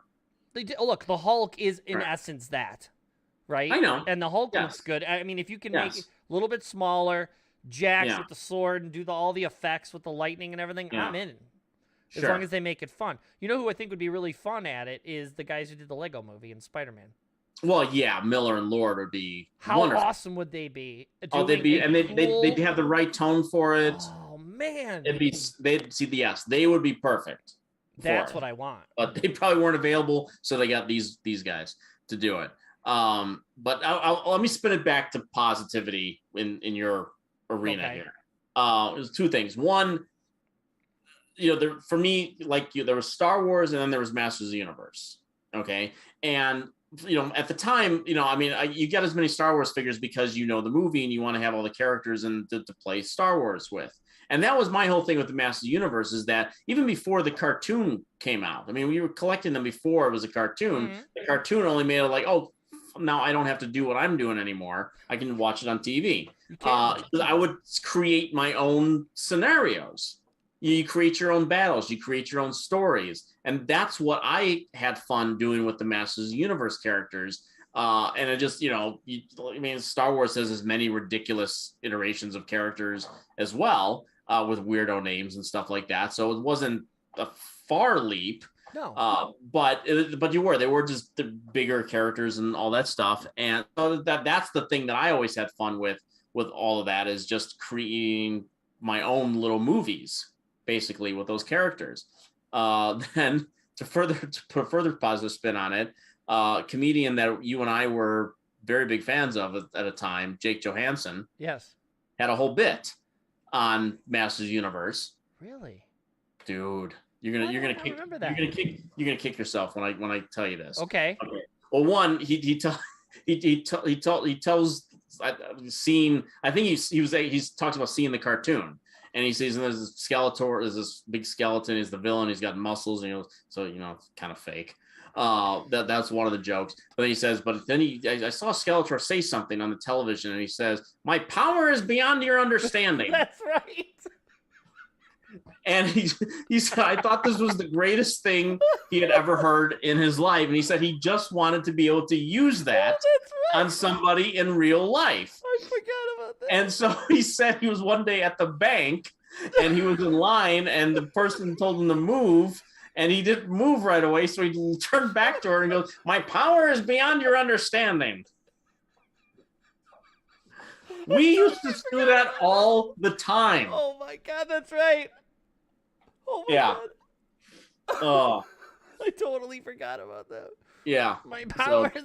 You got to do it with that voice too. My power is beyond your... My power is beyond your understanding. And you got to do it with the cloth. Oh, so yes, Jake Johansson. I think you can probably find that on his. It's an HBO. It's an HBO stand-up on YouTube. I think. I'll find it somewhere. Look that up. I'll put links to all this stuff in there. But yeah. Very funny. Oh my God, that is hilarious. Yeah. Yeah. I mean, there's a ton of those things, but Masters Universe was mine. I love the Thundercats cartoon. It was one of the only American cartoons that was actually produced in Japan, so it's really it's way better quality than the other ones. Yeah, Mask, Silverhawks. There's a bunch of that kind of stuff. Jason the Wheeled Warriors. There's a million of those cartoons that all tried to capitalize on this whole toy thing that really Star Wars started. Voltron and yeah, but and even then, Voltron was a Japanese toy. Right. And a cartoon over there that they imported. I mean, the Battle of the Planets and stuff was G-Force Battle of the Planets. Yeah. I used to love Battle of the Planets. Again, those are the American names. But yeah, it's just so fun. And now with these streaming services, they're so cheap because they're not super popular. Again, I mean they are to like us, but I can't imagine it's very expensive. To get them. So that you can find a lot of that stuff. Thundercats, I think, is on Stars. Or HBO Max or something. Then you get your He-Man, She-Ra. There's a bunch of them, but yeah, He-Man's great. And if they can pull off a really awesome live action movie, man, I hope. All you can do is hope. They've been that's a title that's been thrown out there. I mean, that's been in the works on some level for a very, very, very long time. It's like the new iteration of Flash Gordon. It's just been out there and it's gone through this, and this guy was going to do it, and then this studio, and then it all falls through. And Master Universe was like close at one point, and they're just like, the budget's like $800 million now, so we can't do that. So a lot of CG. Again, if they're going to do this sort of Prince Adam turns into the Hulk, I mean that's a lot of CG. Well, now if you think about it, every character in there. Yeah. Man-at-Arms, Skeletor, all these guys are huge dudes. Yeah. And they're going to have to CG faces onto everybody in the movie is going to be CG basically. You might as well just make it a CG movie. Yeah. And be done with it. You know what I mean? It might just be very silly to just see a bunch of muscle-bound characters all over the place. That might seem a little You mean like them getting bodybuilders like they did for a Free Guy and like kind of put the actor's face on it? Like if one of those might work, but it's less expensive. Everyone, but it just too many muscles. Well, I mean, not only then, you add the stuff in, the laughing He-Man meme with the rainbow behind it. Yes. The laughing He-Man, hey, the song playing on it. Right. And then, there's that great video of the two bodybuilders. They're in the two, one's Skeletor, one's He-Man. And they like meet at the bar, and instead of fighting each other, they dance. There's like a fun video about that. Yeah. Oh my God.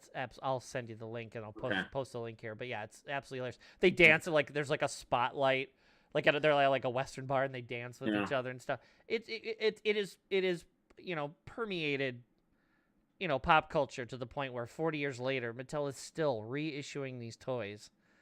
And again, if they can capitalize, get another cartoon out, get this movie out.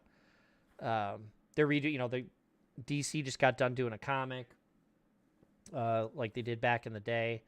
And now it's not IDW. I think Dark Horse has it.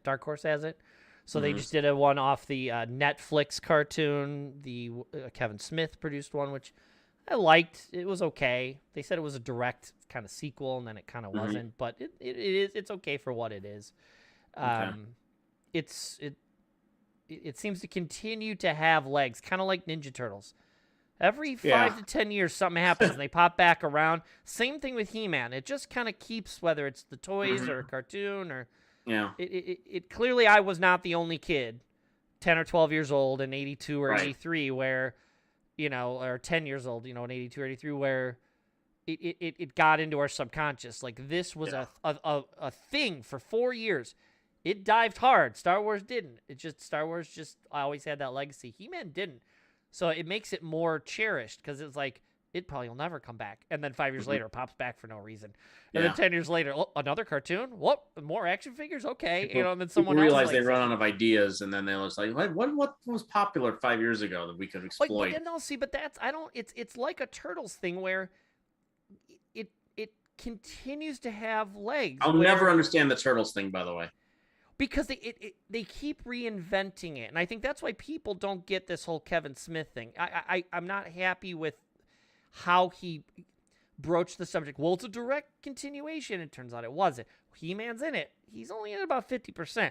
This and that. So his messaging was a little off, and that pissed off people, not like me, people who are a little bit sensitive to that. Like, I was told one thing, and it's not that.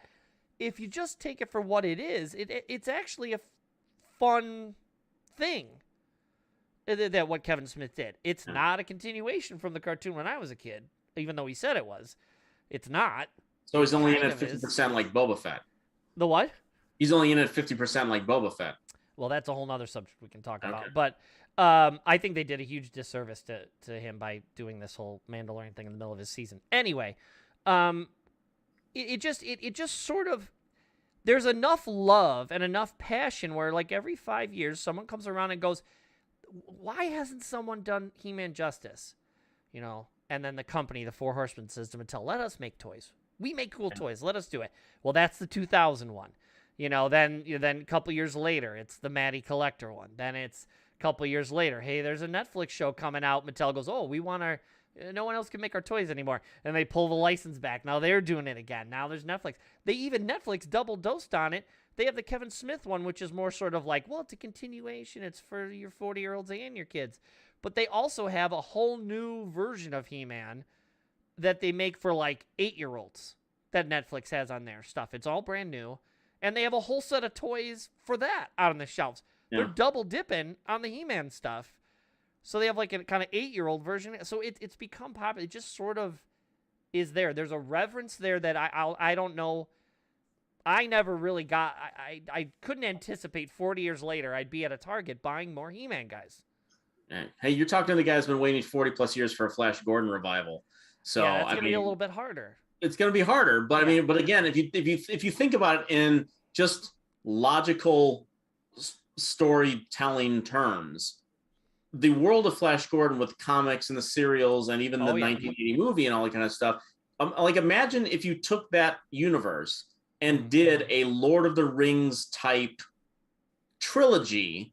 Okay, you have all these worlds, you have all these species, all these characters. It is just ripe. I mean, seriously, the people who are trying to get the next Flash Gordon thing, call me. I will read all the read all the comics. I already have an arc for how certain things can go and whatnot. I've been thinking about this for a very long time. I can imagine. Yeah. So but imagine that if you took it seriously. And I mean, Flash Gordon 1980 rules, and it is his own thing, its own bit of cheesy goodness. But if you took that, the character arc of the guy from Earth and saving the universe and all that kind of stuff, I mean, hero's journey off the charts there. And if you took it with enough reverence and enough seriousness, and you could still have a little bit of fun with it, at the same time, you can create something that could be very long lasting and not just denigrate the past and all that kind of stuff. I mean, make it like, have a Lord of the Rings like reverence, but you can make it like this serial, make it like an Indiana Jones kind of thing, and have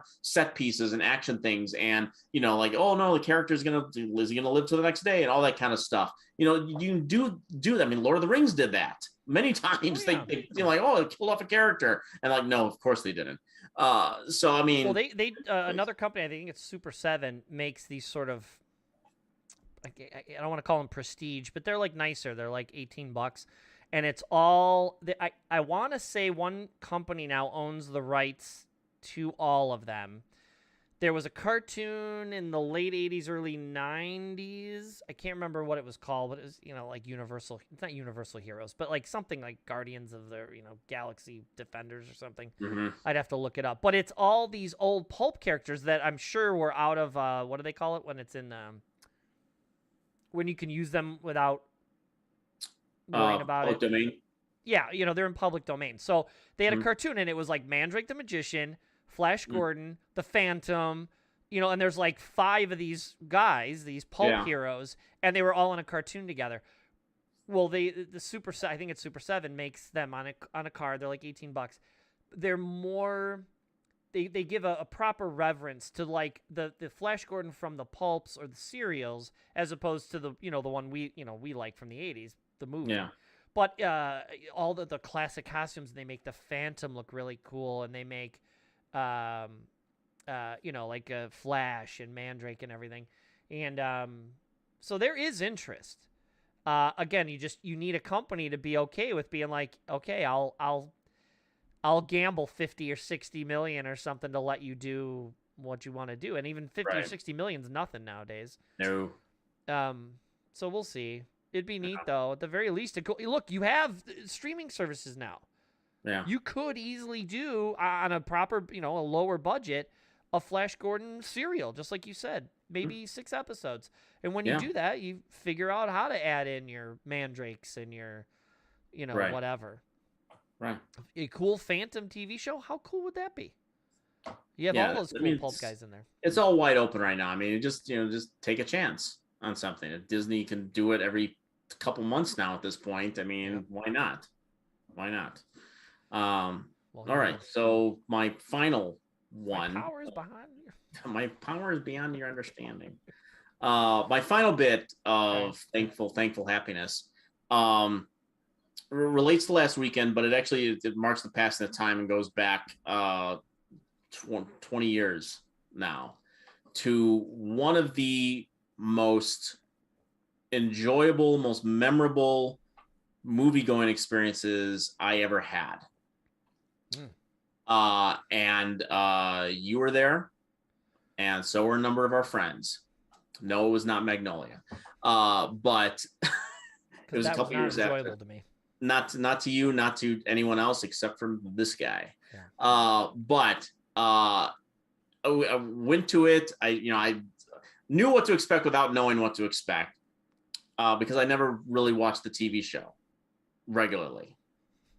Okay. And we all ended up going to see Jackass the movie. And I still will never forget the opening credits of that movie. And us sitting down at the AMC South Barrington, and we sat down in the lower section of the big auditorium. I remember this. We all sat in the lower section of it. So we were literally right there. Like Dong was going to come at us. It wasn't 3D, but we were right there for whatever was going to come. And that whole opening scene with them in the shopping cart.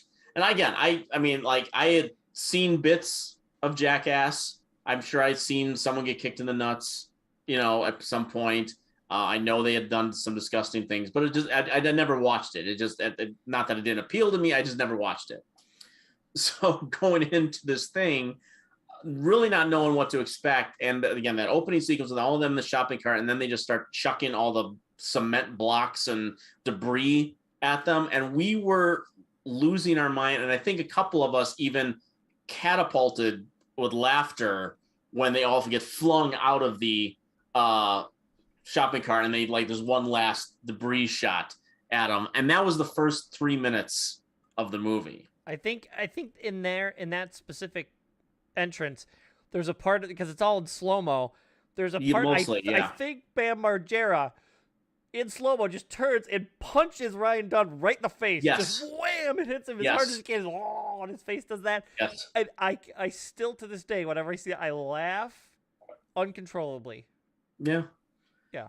Yeah. And again, and there are moments in that movie that one particular that makes me recoil that I to this day I will not watch. It involves snow.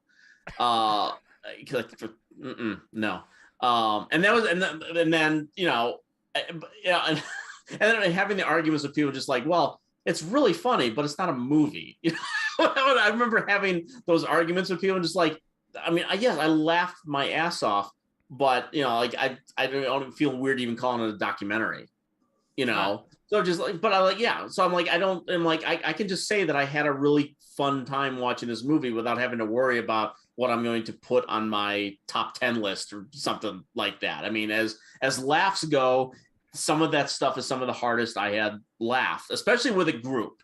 To see all of us, that was what was as enjoyable as watching the antics on screen, is that we were all in it at the same moment. We were all laughing at the same things. We were all hysterical at the same moments. And I didn't like, I saw Jackass number 2 at a screening. and you'd be surprised that, that the amount of laughter you would hear in a critic screening for that movie, which I didn't like as much because I thought they leaned a little too much on the gross stuff in the second movie. I think they got more gross and less clever. Like I still to this day, one of the funniest things they ever did is that next bit in the first one where they rent the car and take it to the demolition derby. Yes. Genius. Fantastic. Absolute genius. I mean, that's the stuff that I always loved in the movies is, kicking in the nuts is great and fine. And it's almost always funny. But when they would elevate it to come up with a plot, a proper bit. Yes, it is always so much more enjoyable. So the second one, I thought that they leaned on the gross stuff too much and it cut back on the clever. Still has a lot of laughs, but I didn't like it as much. 3D was a little bit more on track, but it's actually, I think it's a very cruel movie in many spots because, it's one thing to like put someone in a situation and, they don't know what's happened and they're really fearful. And there's stuff that happens in the new one that does that too. But it's another thing to like prey upon someone's darkest fear. Like Bam in the trailer with the snake. And with the snake. Yeah. Like I felt horrible for him. Like I don't find that funny. Like I feel because I imagine someone doing that to me. Let's be honest. Sure, I feel someone doing, that's why these guys will never be my friends, because I will not hang out with these guys in any, as much fun as they seem to be having with each other. I wouldn't put up with someone shaving the back of my head as a goof. I just wouldn't do it. None of you guys ever did that to me. That's why we're still friends. No.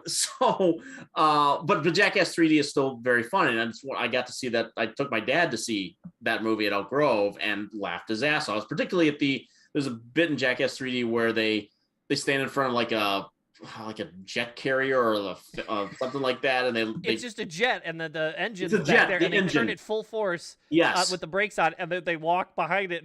Yes, yeah. What as hard as my dad has ever laughed is during that whole segment is fantastic. That first one is one of my favorite bits. I don't think I've ever laughed as hard in my entire life.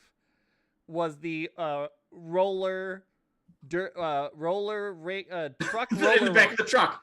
Yeah, where they turn the lights off. Yes, and Preston drives them around in the big box truck with the roller skates on. Yes. To this day, when I watch it, I laugh. I laugh. I'm short of breath. See, that's funny. It's great. That's a funny bit. It's not quite as clever as the car one, but it's still that's funny. The rocket skates, also very funny. Yes. So we come to this past weekend, and it's 20 years later since the original movie, let alone the series, and Jackass Forever is finally in theaters. and I went by myself, and for a while I thought it was just going to be myself in the theater. It ended up being myself and one old woman. So one old woman walked into Elk Grove in the theater, just the two of us for the entirety of Jackass Forever. I don't know if I heard her laugh once. I don't know if she stayed awake for the whole movie, honestly. But it's probably because if I didn't hear her, it's because I was laughing so hard. Were you like De Niro in Cape Fear at the back of the theater? No, I was. It might have been at a just couple kept moments. Doing this. Yeah, she thought I just got out of prison and I'm stalking her now. Honestly, there were a couple moments that I didn't even think about that when I was watching the movie because I was too busy focusing on what was going on. But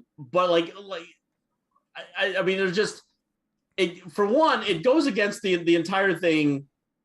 That I mean, you've been to a few critic screenings with me, and you know the whole bit where studios, publicists, they like us critics. They like us to go see movies with audiences because they think their reaction is going to rub off on us somehow, whether it's applause during Avengers or, a comedy, whatever it is, particularly comedies. Sure. And here's proof, just absolute proof that I did not need an entire audience for me to provoke me into laughing at the ridiculous stuff going on during Jackass Forever. But it also proves the comedy value of Jackass. Yes, you didn't to the level that some movies do need you to have an audience to get it or whatever. No, this is universal. This kind of comedy is universal. It's Three Stooges. It's silliness. Yes. It's people getting punched and kicked and thrown off of ledges and slapped around and the coffee thing was getting punched in the face. Yes, it's just funny. Yeah, but a lot of it, while I was sitting there watching that, I thought a lot about that original Jackass screening with all of us, and I kept and it's one of those movies that I know we're obviously in different times right now, but it's one of those movies that I would love to. I mean, movies in general, any good movie, whether it's a comedy or whatever, Avengers or anything. Anything good you want to experience with new people. That's how I've always felt. I'm fine watching movies again and again by myself, but experiencing it with someone who hasn't experienced it before is my jam. That's the thing that I really love, and particularly when I know a movie like Jackass Forever is going to give the exact reaction that I expect it to give from the people that I expect to bring to it or to experience it with, and when you bits in this movie, and not all of them work. There are some that I'm not crazy. There's only one time in the movie where I had to go, nope.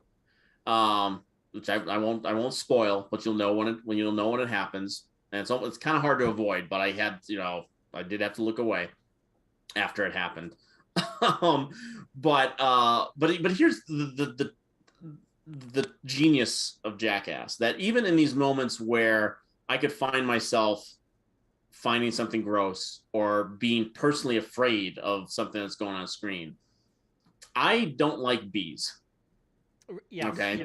And there have been moments in the other Jackass movies where they've attacked people with bees, and I don't particularly find that funny because I know I wouldn't want anyone doing that to me. I don't think people getting attacked by bees are funny. However, they do a bit in this movie, which I will not reveal in its entirety, involving Steve-O. That involves bees. That probably involves the most terrifying iteration of what you could possibly do with a hive of bees. And it's original. And the image that results out of it, as painful as it might seem, had me rolling with laughter. And because I know that's one, I know like that's never going to happen to me. So I can project myself out of the idea of someone just throwing a swarm of bees into a limousine that I'm in. because that could happen, and that's Sure. not funny.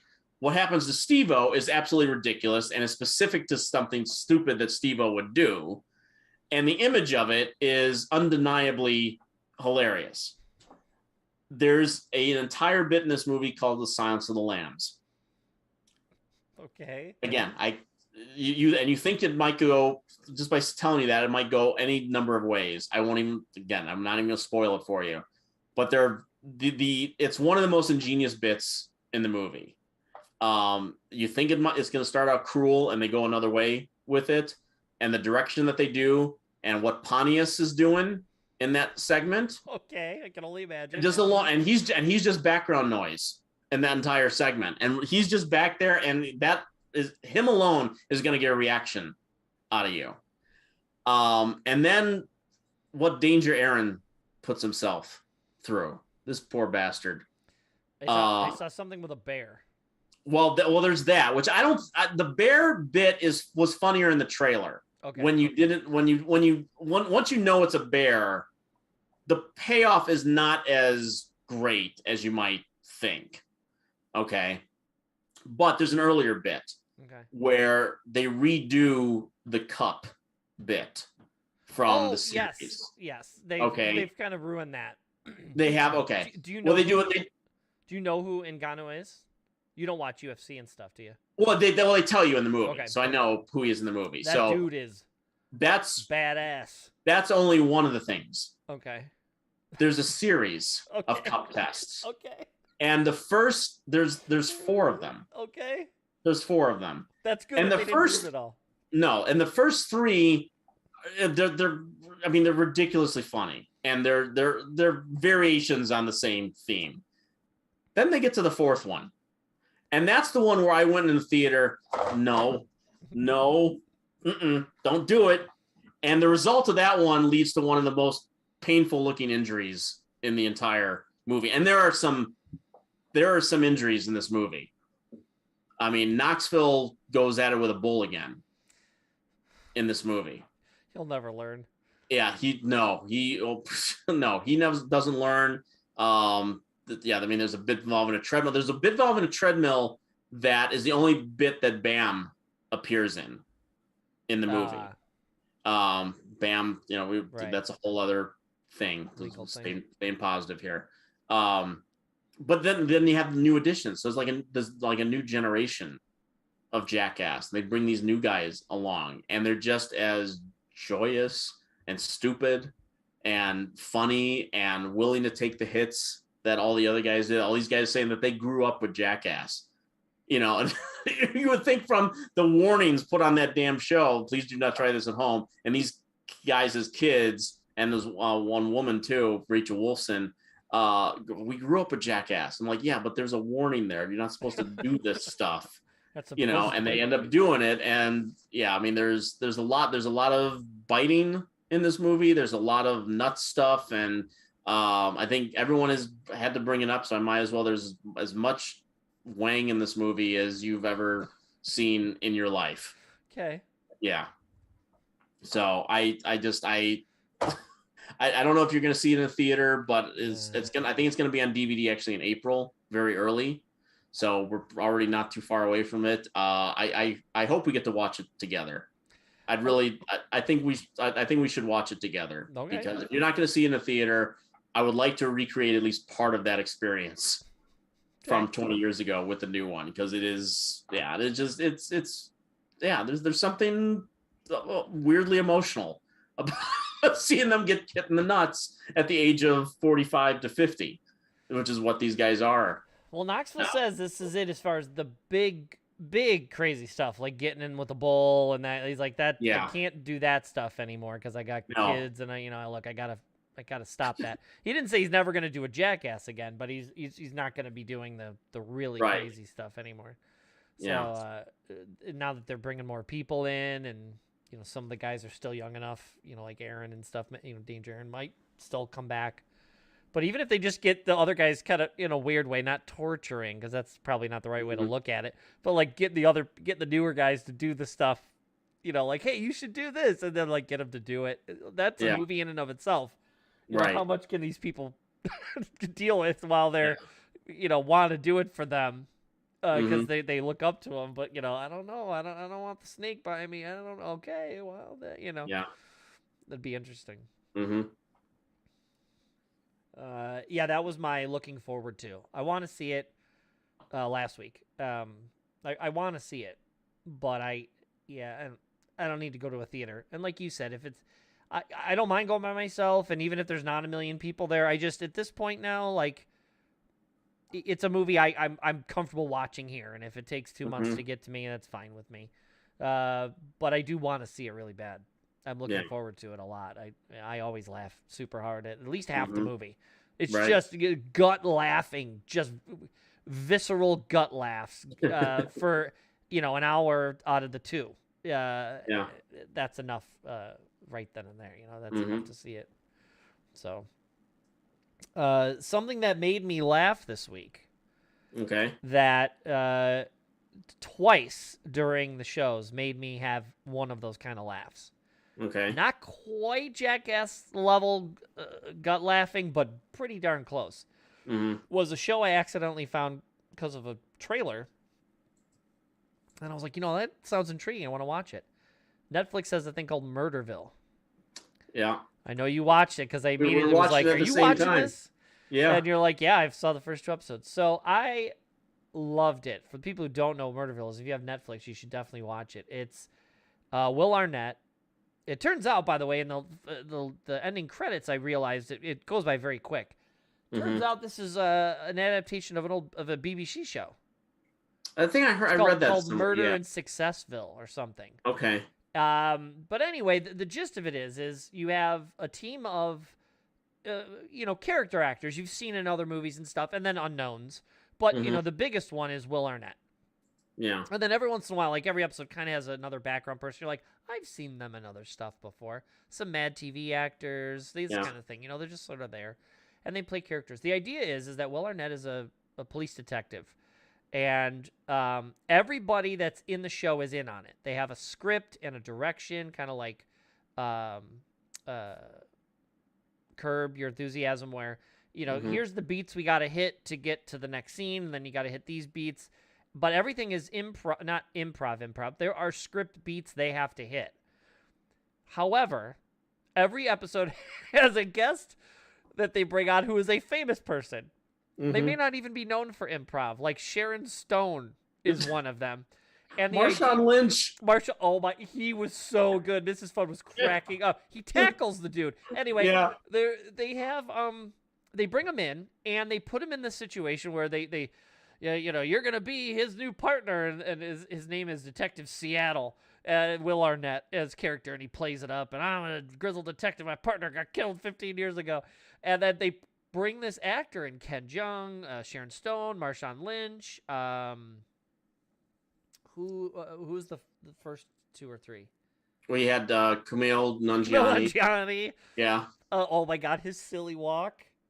Did you see that one yet? I've seen them all. Oh God, his Yeah. silly walk and the noise he makes bust me. Mhm. So the whole idea is that they're doing it. They got their beats, but the people they bring on, they don't give them anything. And so they're put in this improv scene. They have to improv. And they know that's kind of funny, but maybe it's not funny. Do they have to be sensitive? Do they not? Like at one point they ask Conan O'Brien, a little girl runs up, she goes, is he going to be okay? Are they going to put him back together? And Conan O'Brien's like, I'm sure he was like, do I treat this seriously or not? He's like, no, man, the little girl, he's dead. This guy is never coming back. And he's like, Yeah. talks to her. She's like, so this is it, and so Yeah. she keeps doing it, but he's totally playing up and being stupid with it. But they have to improv, and each time it is there's been a murder, and so they have to go to the crime scene. But the thing that I was intrigued about most, not only is it very funny, and a lot of things are very funny, is they really kind of want the guest person to actually kind of solve the murder. Yeah. It's basically like a murder mystery party. Yes. With a sketch, Only one sketch person's show. It's Right. only one person. Right. And it's genius because like Conan O'Brien doesn't know, and so they'll give you hints. So it's like it's a magician act, and the guy doesn't know, but his saw's been tampered with, so he sawed his assistant in half, and they died. They bled out, but the saw had a hot sauce on it, and animal hair was stuck in the blood, and there was some other sort of clue. And so they give him 2 or 3 little hints, and then they have some improv, and they give him like improv hints. So it'll be like, okay, here's what I'm going to do. I'm going to give you an earpiece. You got to go in there and pretend you're an undercover cop or you're an undercover prisoner, and they make him go in. And then Will Arnett will have them say stupid stuff. Like, what's your name? Dr. Cock Toasted, or, whatever. Like, make up a stupid name. Yeah. Oh, one of my favorite ones was Annie Murphy. Annie Murphy from Schitt's Creek. Yeah, Schitt's Creek. Which they made her dress up like a mob person. And that is great. He goes, you gotta sound like a tough mob person. She's like, hey, and she's doing the voice, and she's got the box of stuff. Very funny, very funny. But the idea is the improv actors know every once in a while to throw in something that will trigger. The problem is the actors improving in the scene. The guest person is trying to not only not laugh at half the stupid crap that's going on, but then, another half the time, Will Arnett's being ridiculous next to them, cracking them up. They're cracking him up. And sometimes even the people will break, the other improv actors. And, but the idea is while they're trying to do that, they may not be paying attention, and the actor might throw in something like, I don't do that anymore. I threw out my shoulder in college. I can't throw it. They'll say something like that. Like, well, if you don't catch it, it'll be like, the murder weapon was thrown. It was at high speeds and hit the person. Well, so at the very end, they bring the actor into a room. They put all 3 of the suspects in the room, and they go, the captain comes in. So who's the bird? You have to pick them or whatever. And they have to pick one of the 3. And then the chief's like, well, why? And then they have to, like, a sincere, why did you pick that person? And about 50% of the people got it right. Yeah, I think three out of 6, I think, got it right. Was it 3 out of 6? Marshawn Lynch failed, Ken Jeong failed, and Sharon Stone failed. I think the other 3. You're right. Kumail got it, Ann got it, and I think Conan got it. Who? Conan. Conan Did you say got Conan? it. Yeah, Conan got it. Mm-hmm. And one of the funny in jokes is his police detective partner that got 15 years ago. He keeps referencing it, and he points, and there's a picture on the wall. It's Jennifer Aniston. Jennifer Aniston. It's just a picture of Jennifer Aniston in a cop uniform. He's like, she died 15 years ago. It's silly and ridiculous. There's only 6 episodes. You can binge them real quick. I don't know how. I hope they do more. I think it's genius. It's actually kind of they actually kind of make them want to. And by the 3rd one, I'm paying attention to what the other people are saying to see if I can figure out which person it was. Right. It works on so many levels, and Will Arnett, of course, is hilarious, and his stupid orange Rampage car, the little Toyota, or the little Brat vehicle with the half truck bed with the car front. It's ridiculous. The whole thing is silly, and it's really fun. And those are the 6 guests for the first season. It's on Netflix.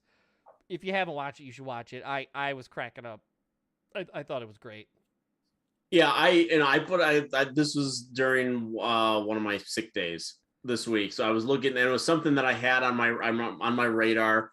And I mean, like, these are half-hour episodes, is perfect for my attention span at the moment. So I watch it and realize just how much I had to be paying attention to it. I was just looking for some laughs to cheer me up at the time, and the Conan episode had me right away, because I think Conan is really funny in it, and I like the fact that they let the guest stars break and they just leave it in. Yes. And Conan kind of does it a couple of times.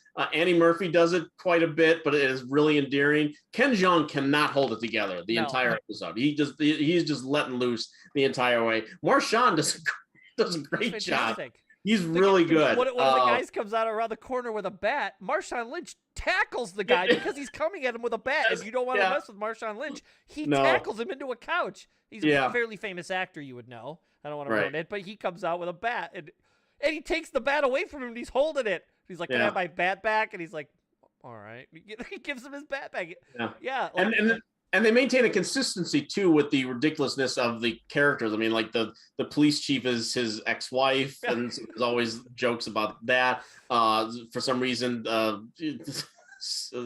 Arnett's character has a fascination with Tommy Tune that gets brought up for like every episode. There's a point where he actually I think it's the Annie Murphy episode or one of the episodes where he gives one of the guest stars a box to give someone, and it's all the stuff that was pulled from his house. Because it was like the PlayStation 2. Yeah, the PlayStation 2 and the Maxim magazines and.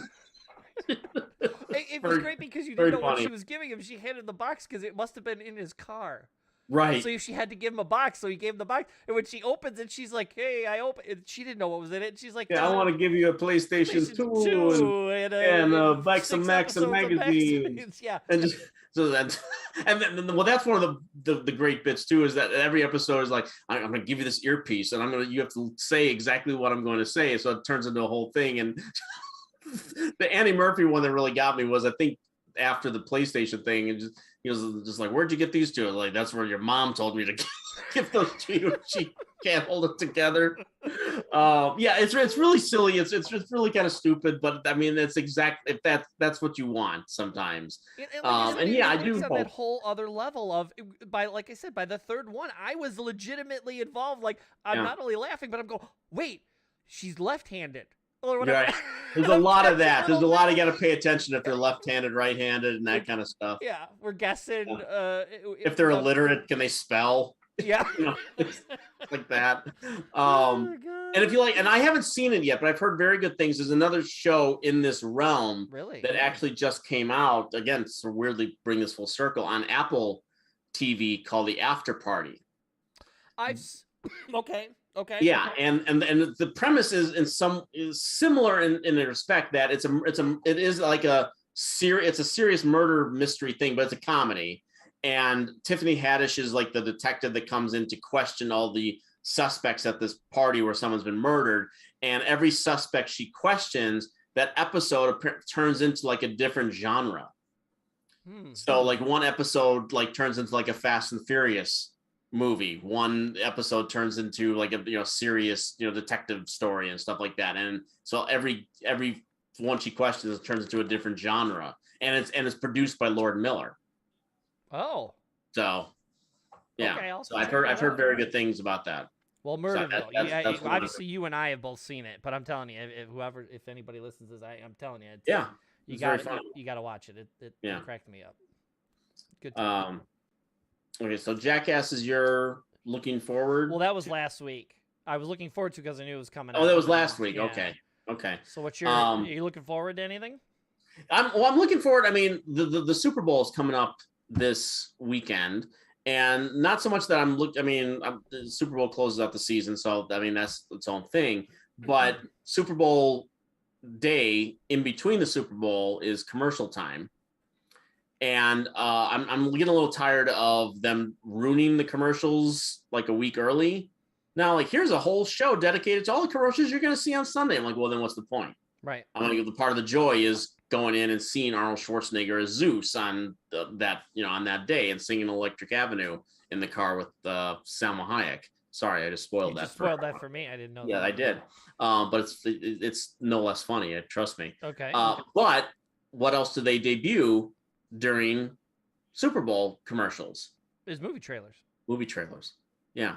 And I don't know. Haven't seen like a full list of everything they're going to debut. I'm looking forward to see if they do any of the Disney Plus stuff that's coming up. They just announced that the Kenobi show is going to be on May 25th this year. They just announced that since Boba Fett just ended. So I'm looking forward to some of that. But the one that I'm actually really looking forward to seeing, even if it is just a bit of a teaser, is they have announced they're going to be showing the first teaser for Jordan Peele's new movie, which is just called Nope. Okay. And I mean, it looks like it might have something to do with aliens. The poster is just kind of like a big black hole in the sky. But I love the title, Nope. I did love that title. And as a fan of Get Out and a big fan of Us, I want to see where he's gonna go next. So and that's coming out this summer. So that's one I'm really want to get a little glimpse at this weekend. So I'm really looking forward to just the teaser of Nope. And that's this weekend. It'll be us during the Super Bowl. Okay. Mm-hmm. So there's been no like, not a trailer. There's been like a teaser of the teaser. Okay. Yeah, there's like a little like a Get Out. They show like footage from Get Out, then they show some footage from Us, and then there's like 4 seconds of like people looking at the sky, and nope. All right. Yeah, that'll be fun. Those commercials are always a good time. Mm-hmm.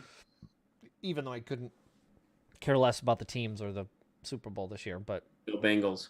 Yeah, that's your poll. Because you think they'll win, or you want them to win? I want them to win, and I think they could win. Okay. Dad was from Cincinnati, so there you go. That's what I'm rooting for. Deep poll. Yeah. Next week, or I think it's the 18th. I'm looking forward. There's a new PS5 game, PlayStation 5. I think it'll work on a PlayStation 4, but the newer machines, like I was saying with Halo, pump out 4K, or damn near close, and then it up-reses it to 4K. But with all the bells and whistles on, like I said, it's like you're physically controlling a Toy Story movie, a Pixar movie. It's that level of quality.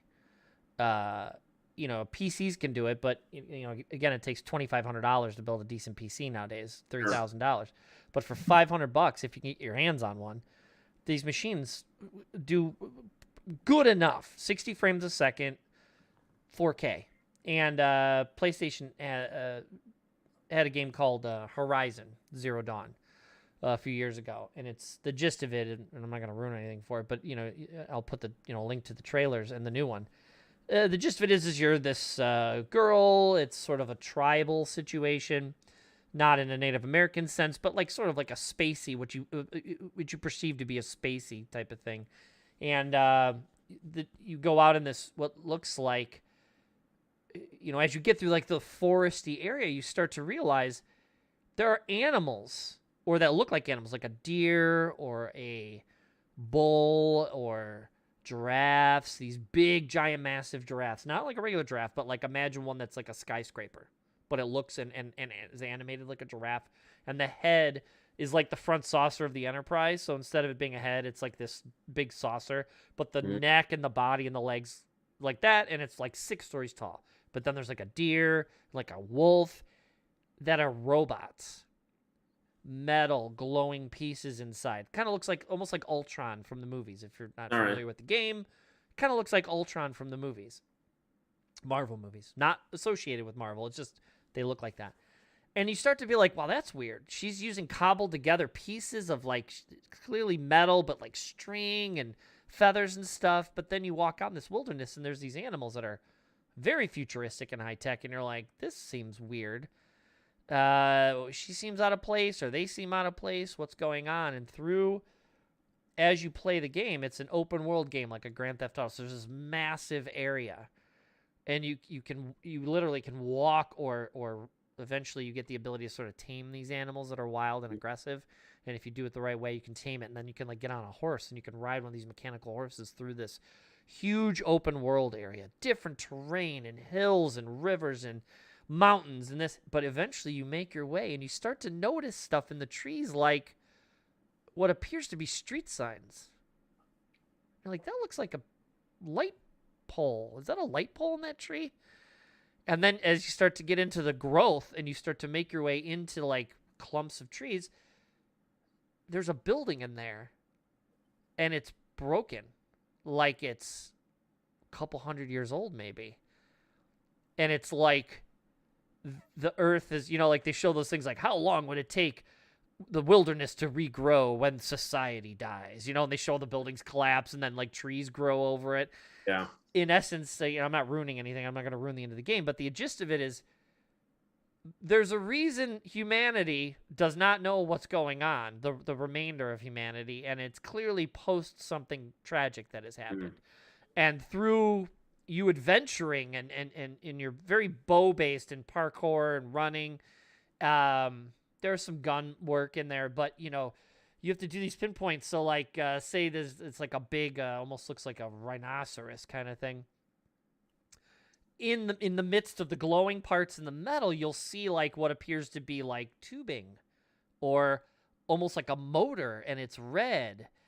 if you, as they're running, if you can pinpoint that shot while you're running or jumping off a mountain, you hit the button, it'll slow time. And if you aim right and you lead it like you would a gun, you lead it. And if you get that arrow right in through the ribs and you hit the heart, it'll drop the animal. Now, you can put 20 arrows into it, but if you hit the one, you can drop it quicker. And if you run up, then you can do melee on it and take it down, and that way it can't attack you anymore.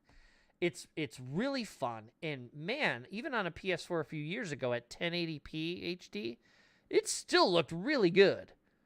The new game's coming out on the 18th called Forbidden West. It's called Horizon Forbidden West, and it's the sequel to the game. So now that I know what happened and why things were the way they were, and it's now the sequel to it. And some of these visuals, again, I'm going to put a link to the trailer, and I'll send it to you just to see what it looks like. It looks gorgeous. I'm primarily an Xbox guy, but when a Sony-made game, they have just years touching that hardware and making sure everything's working great. It is some of the most fantastic visuals you've ever seen. And you're literally controlling it. I mean, imagine being able to play a Pixar movie. And not only that, but it's fun. And I like the story. I mean, it may not, it's not Shakespeare, but it is really a neat telling of an apocalyptic tale. And it's not, Halo. These guys in armor and being all tough. You're this sort of someone with not a lot of materials, nothing really. You got a bow and your luck and your speed, and it's really up to you to figure out how to survive these giant animals that are just gonna kill you, and you have to figure out as fast as you can. Oh, maybe I can pop its wing off to ground it. Well, now it can't fly, and I can maybe get up on it and do this. Otherwise, it's just gonna melt you, light you on fire, eat you, kill you, whatever. And now they've included the ability to do underwater stuff. So they have like this massive croc that they show in the trailer, and you can only swim so much, and it's much faster than you. So I can't even imagine these water animals. You're fighting a rhino in the first game multiple times, and these other big animals. Seeing a large shark or a gator coming at you that's like 3 human, like the biggest gator you've ever seen. It just looks great, and I'm looking really forward to it. I can't wait to play it. Cool. It's gonna look really good. Cool. So, that's a couple weeks then. Yeah, 18th. Yeah. So I got taxes tomorrow. That'll be fun. Oh yay! Yeah. What happened to positive? What are we doing? Zippity doo dah. Well, I get a return. Oh, there you go. I mean, that'll be nice, I guess. I'll focus on that then. Yeah, but that's tomorrow. I got that to look forward to. Sure. So, well, thanks again. Absolutely. I appreciate it. Next week, if all goes well, we'll have a new guest, someone that you know. And then the week after that will be you. And then I got confirmation today that the week after that is Sergio. Fantastic. Yeah, so Sergio's going to be on. But next week is someone else. So we'll see if everything goes well, she'll be on. And it'll be fun. It'll be a good time. So yeah, it's weekly now. So next week, tune in and like, share, subscribe to us and this way, Childress with his Friendship Dilemma and Movie Madness, and you're on the Nick D podcast. Yep. And this podcast and this YouTube show and all over the NowPlayNetwork.net. You can find both Movie Madness and the Friendship Dilemma. Please check out both. Yeah, check them all out. Like, subscribe, make a comment, rate. You'll help all of us. Thanks again. Thank you.